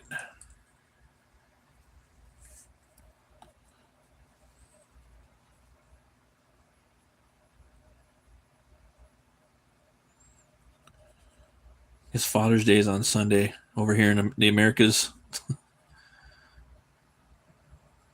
It's Father's Day, and I got my cake. I don't know if you guys ever seen that Creep Show. It's a classic. Stephen King, George Romero. Bernie Wrightson did the graphic novel. I got it too. My buddy gave it to me. It's Father's Day. I want my cake, Madelia. That movie's so good. I still gotta get the old Shutter. Check out the Creep Show TV show. I heard Tales from the Crypt's coming back too. I seen something online with Greg Nicotero where he was he did the Crypt Keeper, and then it had the guy that does the voice of him too. Like they're promoting. It looked like they're promoting it. We'll see though. We'll see. There we go. I'll get the teeth in there like that. Might have to fix that a little bit.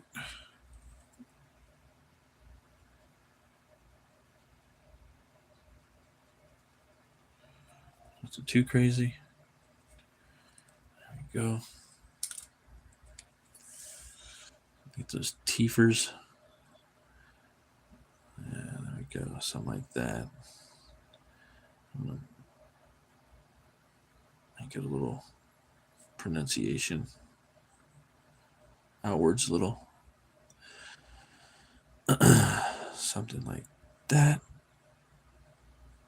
I guess Howard Days was last weekend. I missed out on that in Texas, in Teha. Hopefully one year I can go to that.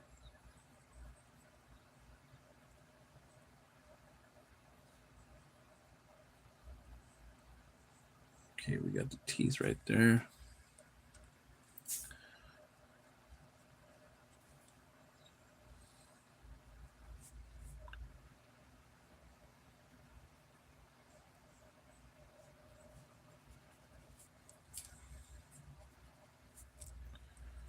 All right.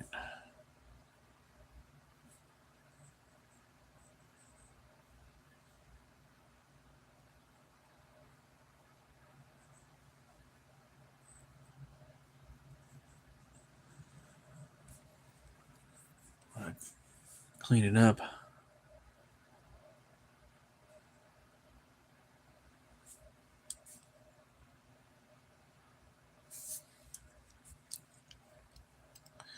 This guy's definitely gonna have the lizard eye like that.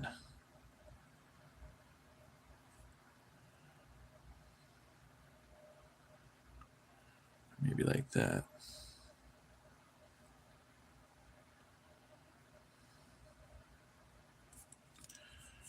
Come in like this.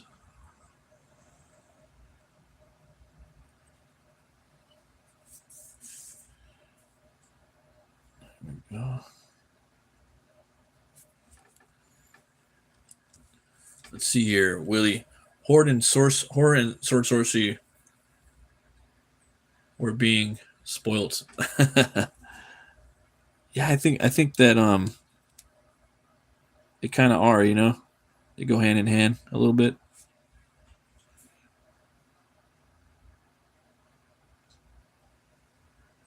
Just to see Stygian Jogs look like he was having a blast at Howard Days. Oh yeah. Yeah, I want to go, man. One of these years. It was kind of pricey though, for me anyways.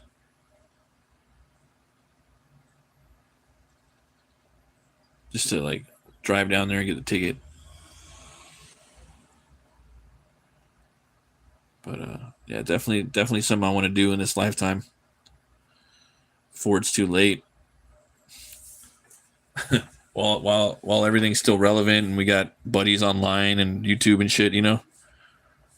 while we're still kind of alive and kind of cooking. You know, it's not going to be like this forever. It's a good time to go. The Howard Days is going to be around, you know, probably for a while, but don't bet on it all the time. You know,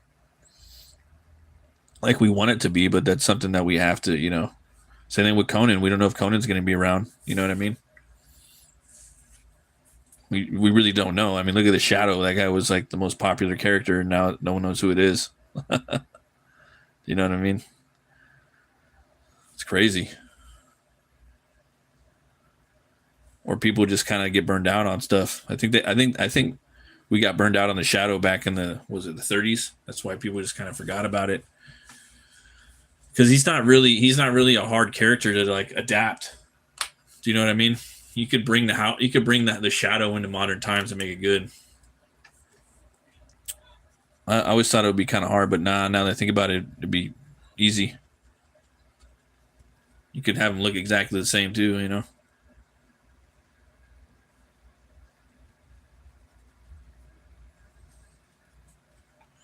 Let's see here.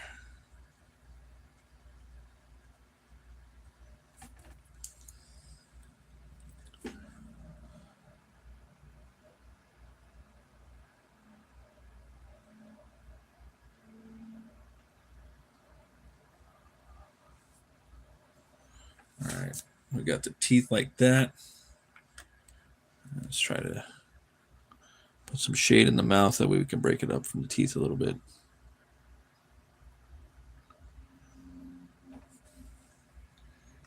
Right. Let's see here. I think I'm going to change this around a little bit more.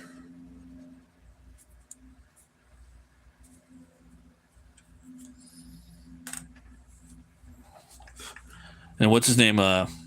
Dan from Conan Chronology. He posted a little video. He took like a road trip down there. That's what I would do. But I live like 19 hours from there. That would be like, for me to drive there and back, that would be like $1,000 in gas or some shit. Especially out here in California. Gas ain't cheap. It's like Mad Max. Oh man. Fucked up thing is I go to work every day and there's like they're pumping oil like where I work. It's everywhere. Like why is it so expensive? Like I'm filling my tank up and I look over in the corner of my eye on my periphery even there's just this gas getting pumped, you know, those big it's like what the fuck? Killing me over here. You're killing me, Larry. Yeah, people want that now, right? The period pieces. I think people are starting to appreciate them more and actually harder to make because you got to build the whole fucking world out, you know, the costumes, the sets, the accents, the social commentary, all those little things, man. It's harder for historical value or even for fake, you know, stuff that looks like it. Yeah, if I ever did the Shadow, like a Shadow TV show, I would make it hard. It would be horror, crime horror. It'd be terrifying. That's how you do the Shadow. You make it a horror movie, a crime horror, terrifying. You know, terrifying. I'm talking like the Conjuring style. You know, make him this crazy entity.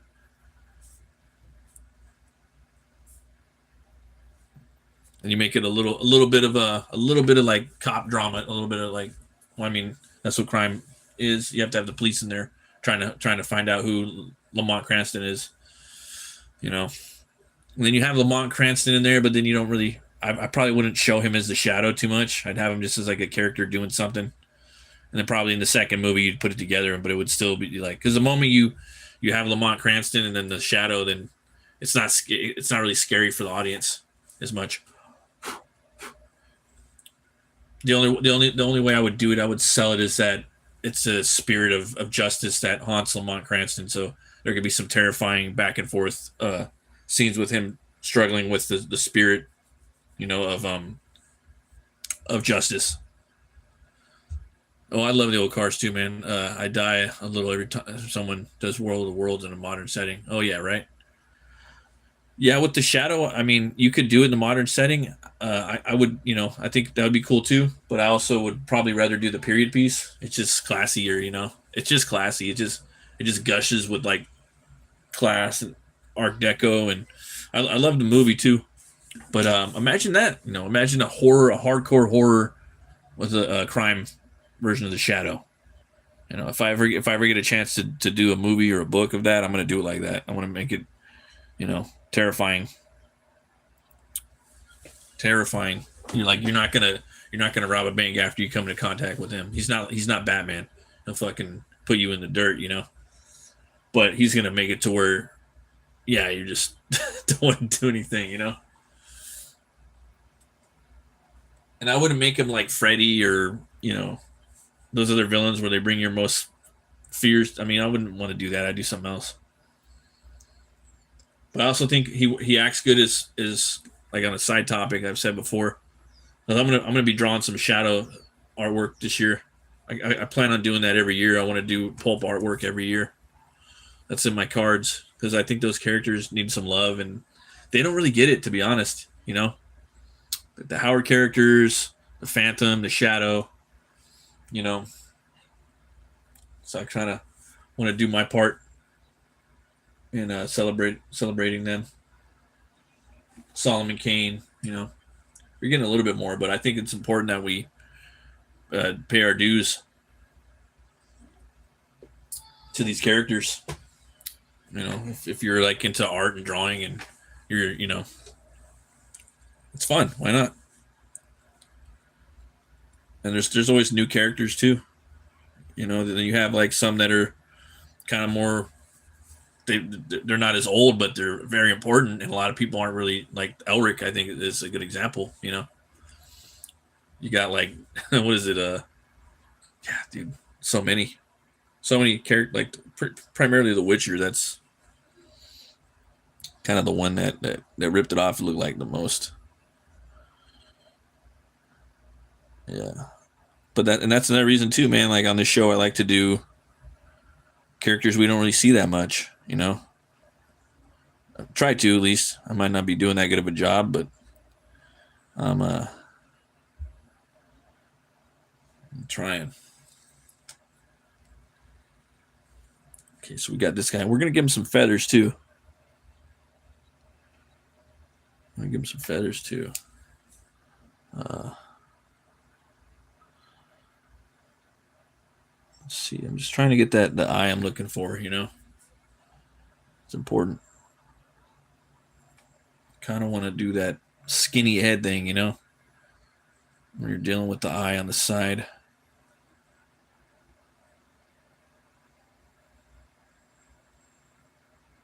Let's see. Almost raptor-like, but at the same time, I want him to be, I don't know, a little bigger of a skull, more snake-like. Let's see. Let's try that. So you get that skinny head, All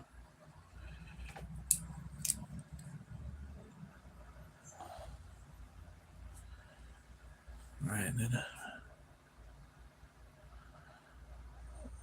that looks a little scarier, I think, maybe. Let me try to elongate it a little.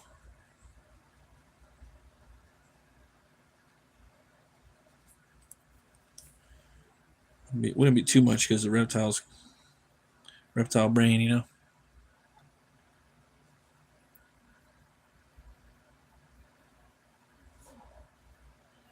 we go. Modesty. There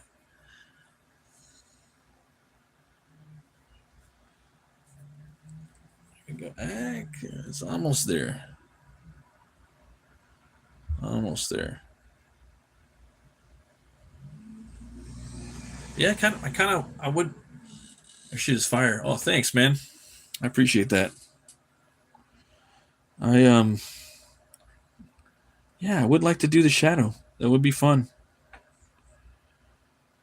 a comic or work on a movie in some capacity. Because I just don't see them doing it as like a hard rated R, horror, crime horror. I mean, he should look like a fucking goblin as far as I'm concerned. He needs to be terrifying. You know what I mean? Like when I think of the Shadow, I think of Meg Mucklebones from Ridley Scott's the Legend. That big green thing with a gigantic nose jumping out of the water. You throw a big slouch hat on top of that thing. That's terrifying, bro. That's for starters. You give him some big old white eyes, bug eyes coming at you with the crazy voice. I forgot whose voice. There's one person that had the best Shadow voice. I forgot who it was on the radio show. It wasn't Orson Welles either. It was someone else. It might have been the first guy that did it, but he sounded terrifying. He sounded like the old lady from you some of the scariest voices to me are like old ladies that smoke, like the one from Reagan from The Exorcist, the old witch from Dario Argento's Suspiria. I'm right here. Like it's just terrifying,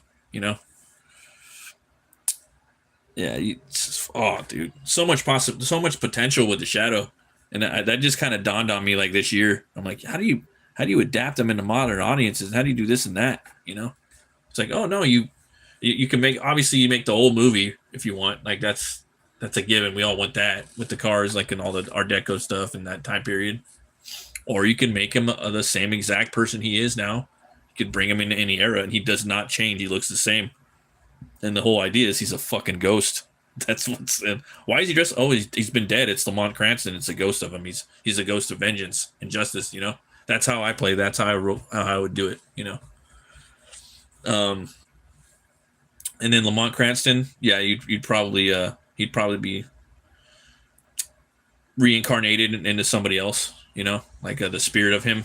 But when he's the Shadow, he's a ghost. But then he's probably like his grandson or something like that.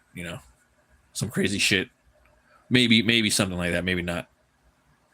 But that's how I would do it, man. I'd make him a fucking ghost of vengeance, and I would kind of lead into that, like that's what he was in the beginning, like. But he was some other type of ghost from maybe from like where did he go? He went over to Asia, I think. In the movie, he went to Tibet, but I don't think he did in the books. I forgot. But I don't think we've really done that. I think the only way we've really tapped into that was a couple of scenes in Batman Begins. Yeah, you don't really. Maybe a couple scenes in Batman versus Superman, Dawn of Justice. A couple scenes you get with Batfleck when he's in the beginning of the movie when he's taking out the traffickers. He's up in the corner. You just see him. That's the whole like terrifying. You need to terrify the villains. We don't. There's more of that. We do more of that with the Shadow. You put him in the Shadow, dude, and make him an actual demonic entity of justice. That movie prints money. And you don't change the design. You have the big scarf, the red scarf flapping around. You look over in the shadow and you just see these big old white eyes staring back at you with a big old fucking goblin nose. I don't know. I think there's something there. Then you get the voice. Oof. Then you stare into his eyes and then his eyes start turning into spirals. Then they stop. Then they light up at you and he comes at you like, oh man, there's just so much you could do with that. Even without him speaking, just visually you can do. See, The Exorcist meets Pulp Fiction meets Humphrey Bogart. Yeah, that's pretty much. Yeah, and I would even go so far as to say like The Exorcist 3. That's my favorite one in the trilogy. And that's a cult detective movie, and it's directed by the guy that wrote the book too. I think it has the scariest jump scene, probably the scariest scene in any movie. The Exorcist 3. Hard recommend that Exorcist 3. Hard recommend. The Exorcist meets Pulp Fiction. Yeah, I would say The Exorcist. I would say like trying to think of. I mean, like yeah, for sure Humphrey Bogart, but maybe a little different. I'd have to really put like a finger on it as far as this specific that specific note of crime drama that I want. Maybe something a little bit like Seven, a little bit of Seven, a little bit of Heat. Um, yeah, a little bit of procedural. Just straight up like cop like NYPD Blue. You know, maybe a little bit of like a little bit of Hunter. Remember Hunter?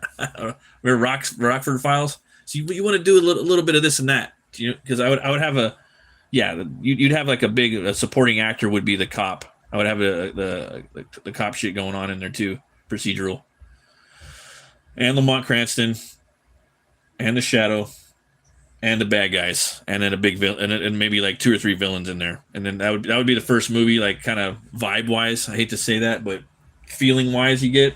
In the second movie, I would not have Cranston or the Shadow be connected at all whatsoever in the first movie. I would show the connection in the second one. It'd be the haunting of Cranston. I think that happens too in one of the stories where the actual reveal. Yeah, I don't know if you guys follow Razor Fist, but he has a really good Shadow. He has the like premier Shadow YouTube channel, the Shadowcast. He's got some good reads on there too. I gotta go check those out. So I'm gonna be doing a Shadow piece coming up pretty soon. Okay, so we got this right here. We got that bug eye. I just went on a big old tangent. That's okay. All right, we got that right there. So I kind of want to dip it in like that. Bring it straight up. There we go. Now we're cooking. So we got that like that. And maybe we'll put that up, that brow like that. Boom. Yeah, definitely, man. Willie, my barbarian thing that I'm working on. I'm not working on it right now because I'm working on this, my Crom stuff, and then Hell War at the same time. I put my barbarian stuff on the side, but it's definitely gonna have some Australian like vibes in there for the at some point in some of the stories, because that's the characters coming from a world kind of like the Outback. That's where his world is from. But the first few stories or whatnot, it's not going to be there, but eventually it will. His people. Let's see here. It was a different time. The real brutal stuff got hushed up. Now it's right in your face. Yeah. 100%. Yeah, no, for me, that would be, there would be a lot of, a bit of that in there. I mean, there would be a little bit of Freddy Krueger in there, It would be in your face, but like you gotta hear him a lot, but you gotta see him too. You do gotta see the Shadow a lot, and there'd be fight scenes too. You would be beating the shit out of people and things like that. It'd just be like walking a really thin line the whole time, threading it really, really thin on tone and how much you show of him and how he's punching and how he's shooting and how he's intimidating the criminals. How he's speaking. You're gonna have to. It would be eggshells. I would be walking on eggshells, like writing the script if I was directing it. I don't know how to direct shit, but writing the script, drawing a storyboard of it. A lot of tension, a lot of suspense, a lot of buildups, all that. Ugh, you'd want to cut it with like the tension would be there. That's how I would want to do the Shadow. It would be crime horror, police procedural. For starters, that's how you kind of start doing it for a while. But then you can only do it for so long. You could probably pull it off for like a few. Then you start showing the Shadow a little more. He's still scary. Then, because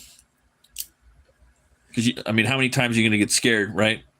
You could probably pull it off for like 1 or 2 movies or whatnot. And at some point, it kind of turns into like something else. You have to be wise with it, but that's how I would kind of do definitely the first 2.5 movies. and books. I mean, I guess you could do that with like nonstop, but after probably one or two books or one or two movies or one or two seasons, it's going to be hard to kind of keep him scary, you know, because once you start finding out what he is, once you start putting labels on things and demystifying stuff and writing origins and saying things and identifying things, that's when shit becomes less potent, you know. Yeah, the Outback is a whole other planet. Exactly, dude. I kind of feel like putting all my comics, like all kinds of shit. Whenever I can get it's in Antarctica. It's like, nah, it's in the middle of the Outback. Have fun, like go find it. You know, like we don't know what the fuck's out there. No one ever uses it. Like the major, let's say, as far as comics go, like that I can think of off the top of my head, right? I think the X-Men went there with House of M back in the day, and then you got the Max that kind of briefly, like, you know, it's Pangea. It's not even, you know, but tons of potential untapped. You can have a whole fucking kingdom of shit out there and no one would even fucking know about it. That's what's so amazing at any point in time or any era. Let's see here. So we got this guy. Now we're going to mess with that a little bit. I want to get him a little skinnier. Thin that up a little bit. There we go. He's a little too swole. I want to get him a little thinner. We got to do this like that. He's going to get his little fingers, his little mitts in there. Boom, boom.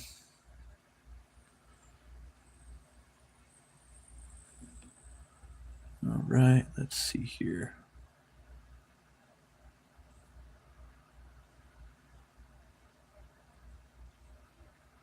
All right, we'll do something like that. And we'll clean that up.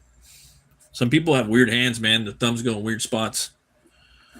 You know, some people put their thumb up here like that. It's, you know, my pinkies are crooked. So, like, if I'm drawing a character with pinkies going in like that, that's not realistic.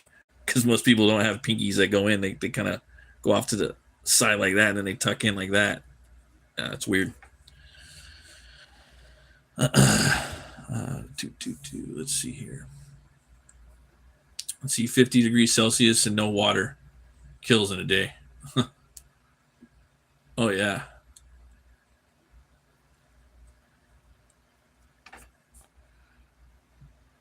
Let's see here.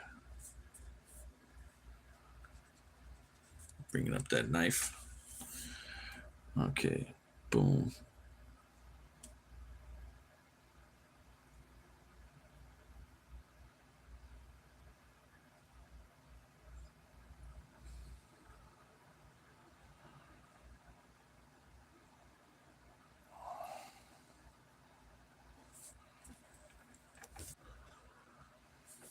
Just lost the stream right there. Sometimes it cuts off. Okay, I gotta get a little more of that. There we go.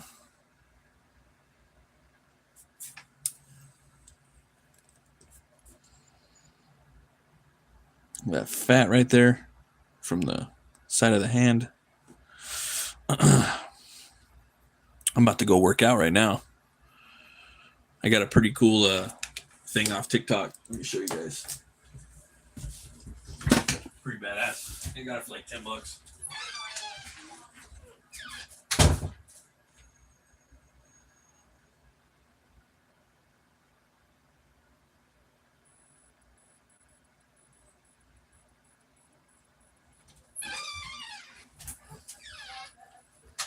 Got this thing right here. You can work out. It's pretty cool. And you just turn it in like that. Yep. You could do you work your chest out with it, your triceps. I got on a TikTok for like $13. It works too. It works. You can work all your pretty much your chest and your triceps. Mostly the chest though. And there's some biceps and a little bit of your back, but 90% chest workouts. It's pretty cool. And I found some dumbbells too that I've been missing. So those are great for the you get those big love handles, you know, and you get like the dumbbell, you stand there and then you just hold the one dumbbell in your arm like that. And then you leave this arm free with nothing in it. And then you kind of just kind of drop your shoulder down with the weight on it like that, like 40 times. And you could feel all the in this area and in this area on your love handles. It just burns it. Then you switch it over to this hand and then you rotate it. But yeah, I've been looking all over for these dumbbells, man. Dumbbells are the shit. What I really want is a standing shoulder dip bar. The ones that you get at the gym, you just the big iron ones, so you could do like shoulder dips, work your triceps out. I'm all about like free weights and body weight, man. I'm trying to get more into that.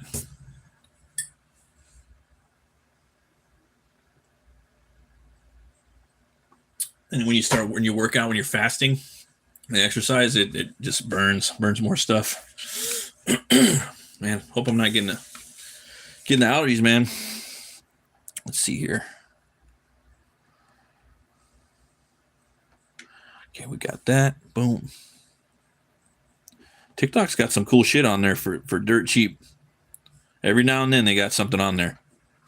They got a lot of bullshit and lies. Everyone's lying on there. It's so fucking full of shit. But every now and then they got some cool little like jackets and, you know, little random stuff. Right now they have I'm seeing these like white pens for drawing, showing a lot of that, like, and some drawing books and some cool shit on there. You just got to kind of check the reviews, and then whenever you're going to get it, always put free shipping at the top, you know. That way it filters through. But sometimes you don't get the stuff for a while. That's the only problem. Sometimes it'll take a minute. All right, so we got that right there. And then we're going to put some feathers on this guy.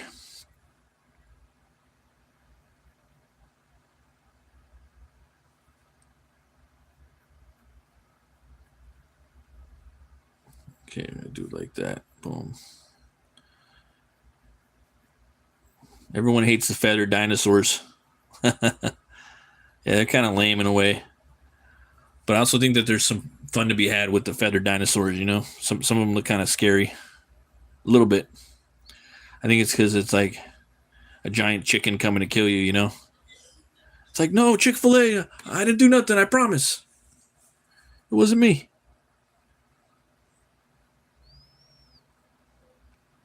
It's crazy how I've talked about this before probably, but the whole chicken sandwich industry just annihilated the burger industry in America.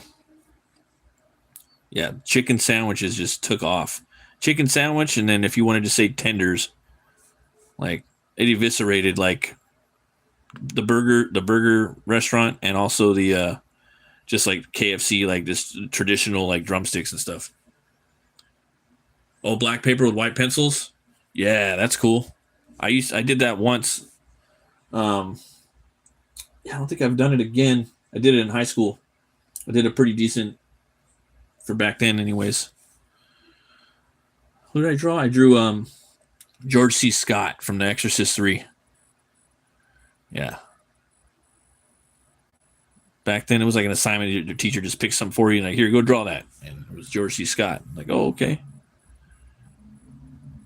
He's a pretty cool actor, you know. I liked him in Exorcist 3.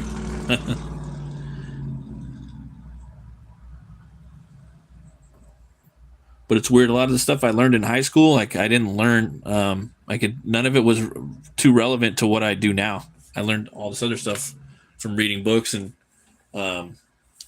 watching YouTube videos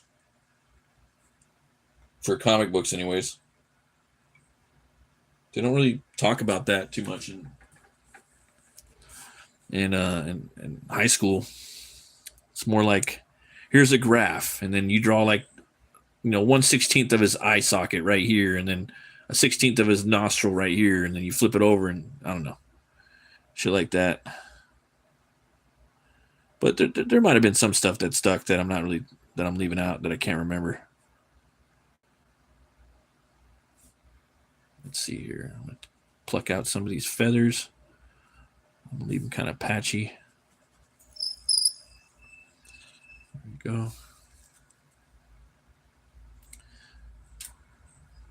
See, dude, chickens are brutal. Imagine a 6-foot chicken. I know, dude. That's what I'm saying. Like, I think that there was some dinosaurs that were. I mean, how do you put it? Yeah, that some of them had feathers. You know, not all of them did. I don't think T-Rex had feathers at all. I think there's new information that said he did not have feathers. Yeah. OG Firestarter. that guy, what was it? I don't know if you're talking about that dude from Prodigy. Is that what you're talking about? What's his name? He passed away too. I'm the Firestarter. Twisted Firestarter. That dude. I got that album. I got the CD somewhere. Breathe with me. You can't even joke around about that shit on YouTube. They'll get you with a copyright strike just for singing it. Oh, okay, yeah, with was it Drew Barrymore? I know what you're talking about. I never seen it. It's pretty good. One movie I did like that I saw with him was The Changeling. That one was solid, bro. That was a good horror movie. I don't know if you saw that one. It's pretty fucked up too. The Changeling.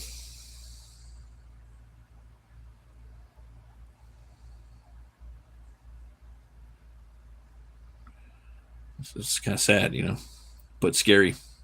Good movie. Yeah. It could be a good movie and a little scary. It could be a good movie too, you know. That's kind of how I feel Guillermo del Toro's movies are.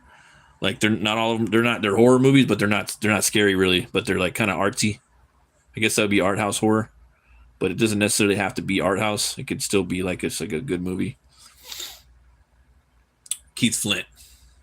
Oh, okay.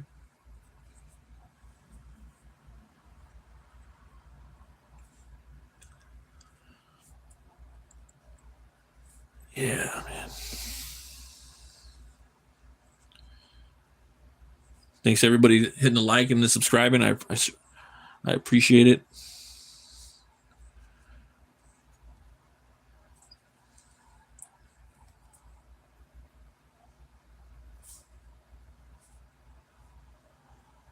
Let's see here. There's that. Get that nostril up a little bit. Okay.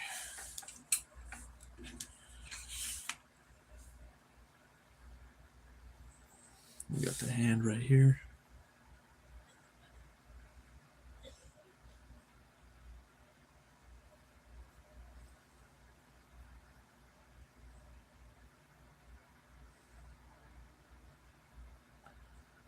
Let's see here.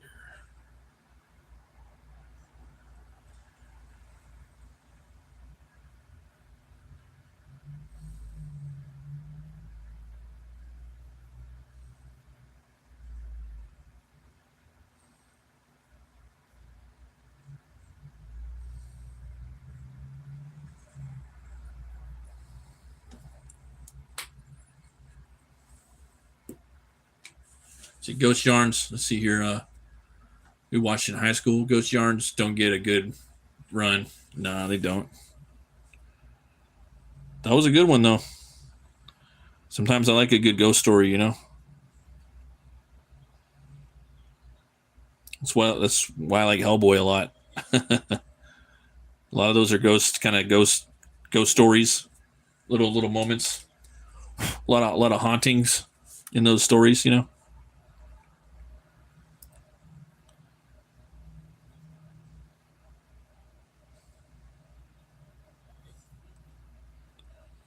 Let's see what this is right here. Get that a little bit like that. The hand in there like that. There we go. Something to get a little backwards on what I'm doing. Got to remember where the hand's at. Usually if you draw the arm, you kind of figure out where the shit's going. Put like a shank right there. I might even give him a fucking pirate sword, dude. Because I think these guys could totally have a pirate sword. Because they kind of... They chase pirates in another dimension. from what I remember. Could be wrong, though. Because they're supposed to be the guardians of like the old city that Elric's races from, or at least they're right next to it, and there might be descendants. Let's do that. Boom. Get in here and clean this up. You're planning a ghost hunt, huh? That's cool.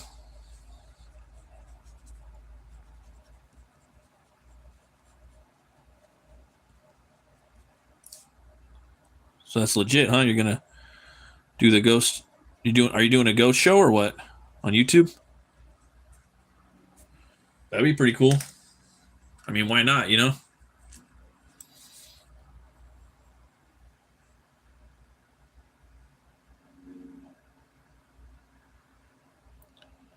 Find the cold spots.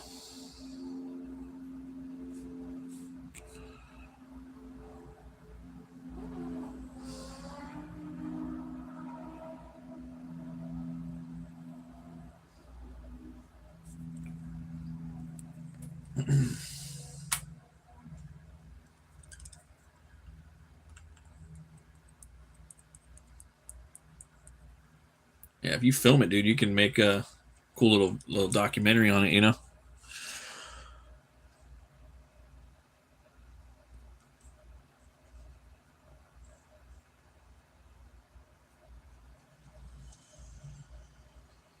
That's the first stuff I was watching on YouTube when I started watching YouTube was I think the guy's name was Lazy Masquerade. He was from Britain. I don't know if he's still around anymore though. But he told some good ghost stories. I think I've talked about that before. He did this one called Are you thinking about it, huh? I mean, why not, you know? If you got the means to do it and you have the equipment, I would do it.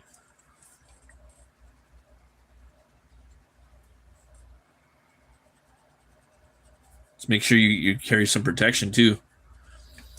Sometimes you find some fools in there, you know, doing like seances and shit. That's a thing, you know. It's a thing.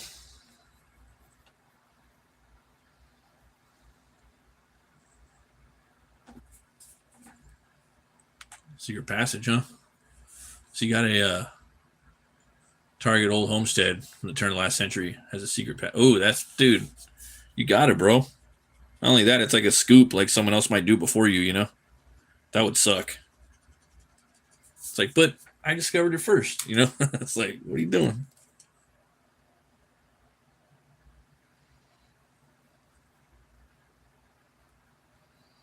Yeah, do that. Make sure you take some protection.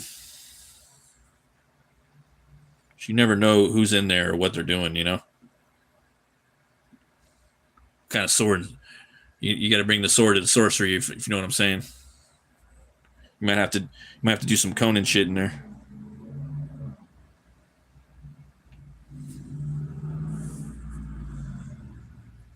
Full Conan mode.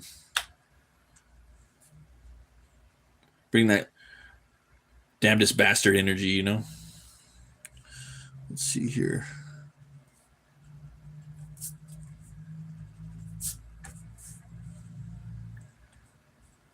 All right.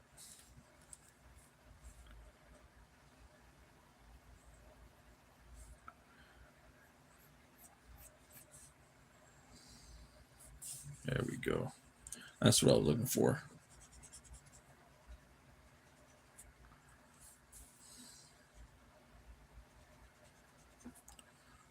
Right. There was one of my old bands I was in. This dude had a fucking bookcase, a secret passage, and you would open the bookcase and it would go down the stairs to his basement, and you go down there. It's massive down there, and that's where we used to band. That's where our band used to practice. It was in the basement, but it was behind a hidden. It was a straight up whole door that you'd open. It would be within the bookshelf. You would open up a section of it, and it would be a door. It'd take you down there. It's pretty cool. Like, oh, this is pretty awesome.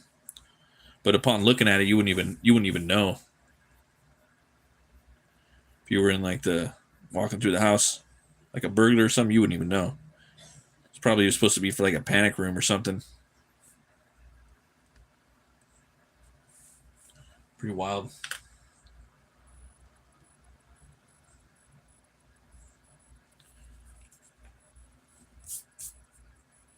Dog wonder. For sure, man. That's all you need. It's a good doggy. Well, probably going to call it right there, guys. I'm going to try to get in here next couple days, too, in the morning for some draw streams, drawing some Elric up.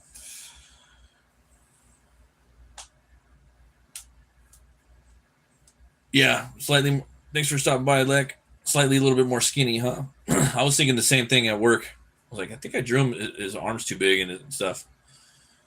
So I'm probably going to make him a little skinnier. Gonna go full Doctor Who, no weapons, just science experiment. Oh, okay. Well, pocket knife at least, a little pig sticker. You. But yeah, I was just I was probably gonna have armor on him, so this is probably how he would look with the armor. But I'm still on the fence a little bit. Except for the ribs, though. I was probably gonna do that, but probably gonna make him a little skinnier, dude. I haven't decided though about what I'm gonna do with Elric yet. Still kind of like, kind of want to put the armor on him, kind of don't. Still thinking about what I want to put over here. And here I might do a damsel in distress.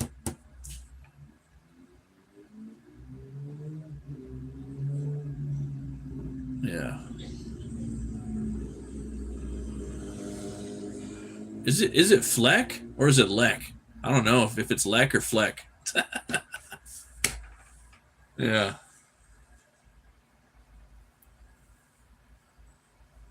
I'm always confused, man.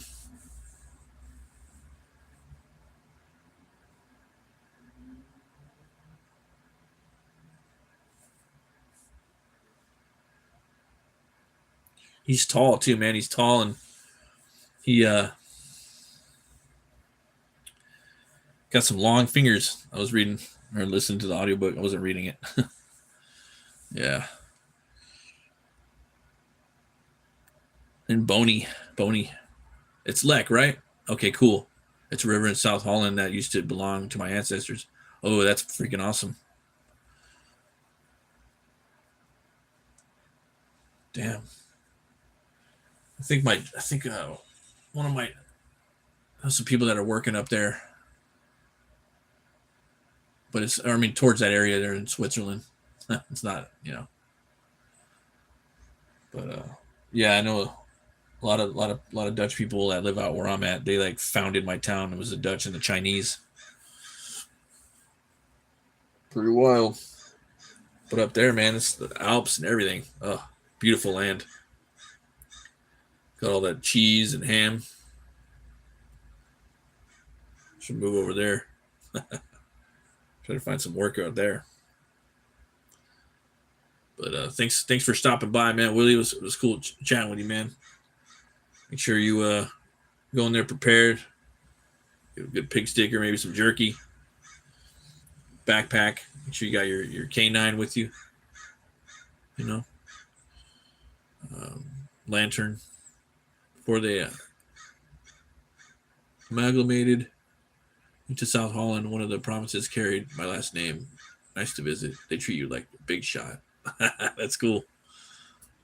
No disintended. Aussies are notorious for shortening and elongating names. Oh, that's cool. For sure. Yeah. Awesome, dudes. Well, I hope you guys have an awesome day. I'm gonna go do a quick workout, and then I'm gonna start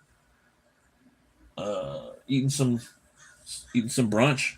So I'm about to end the 16-hour fast and try to get into some delicious food. I'm getting hungry now a little bit. As always, thanks for stopping by, guys. Always remember to be bold, be brave, and roll those bones to know you roll. Take a chance on yourself. I'll see you guys next time. Stay metal.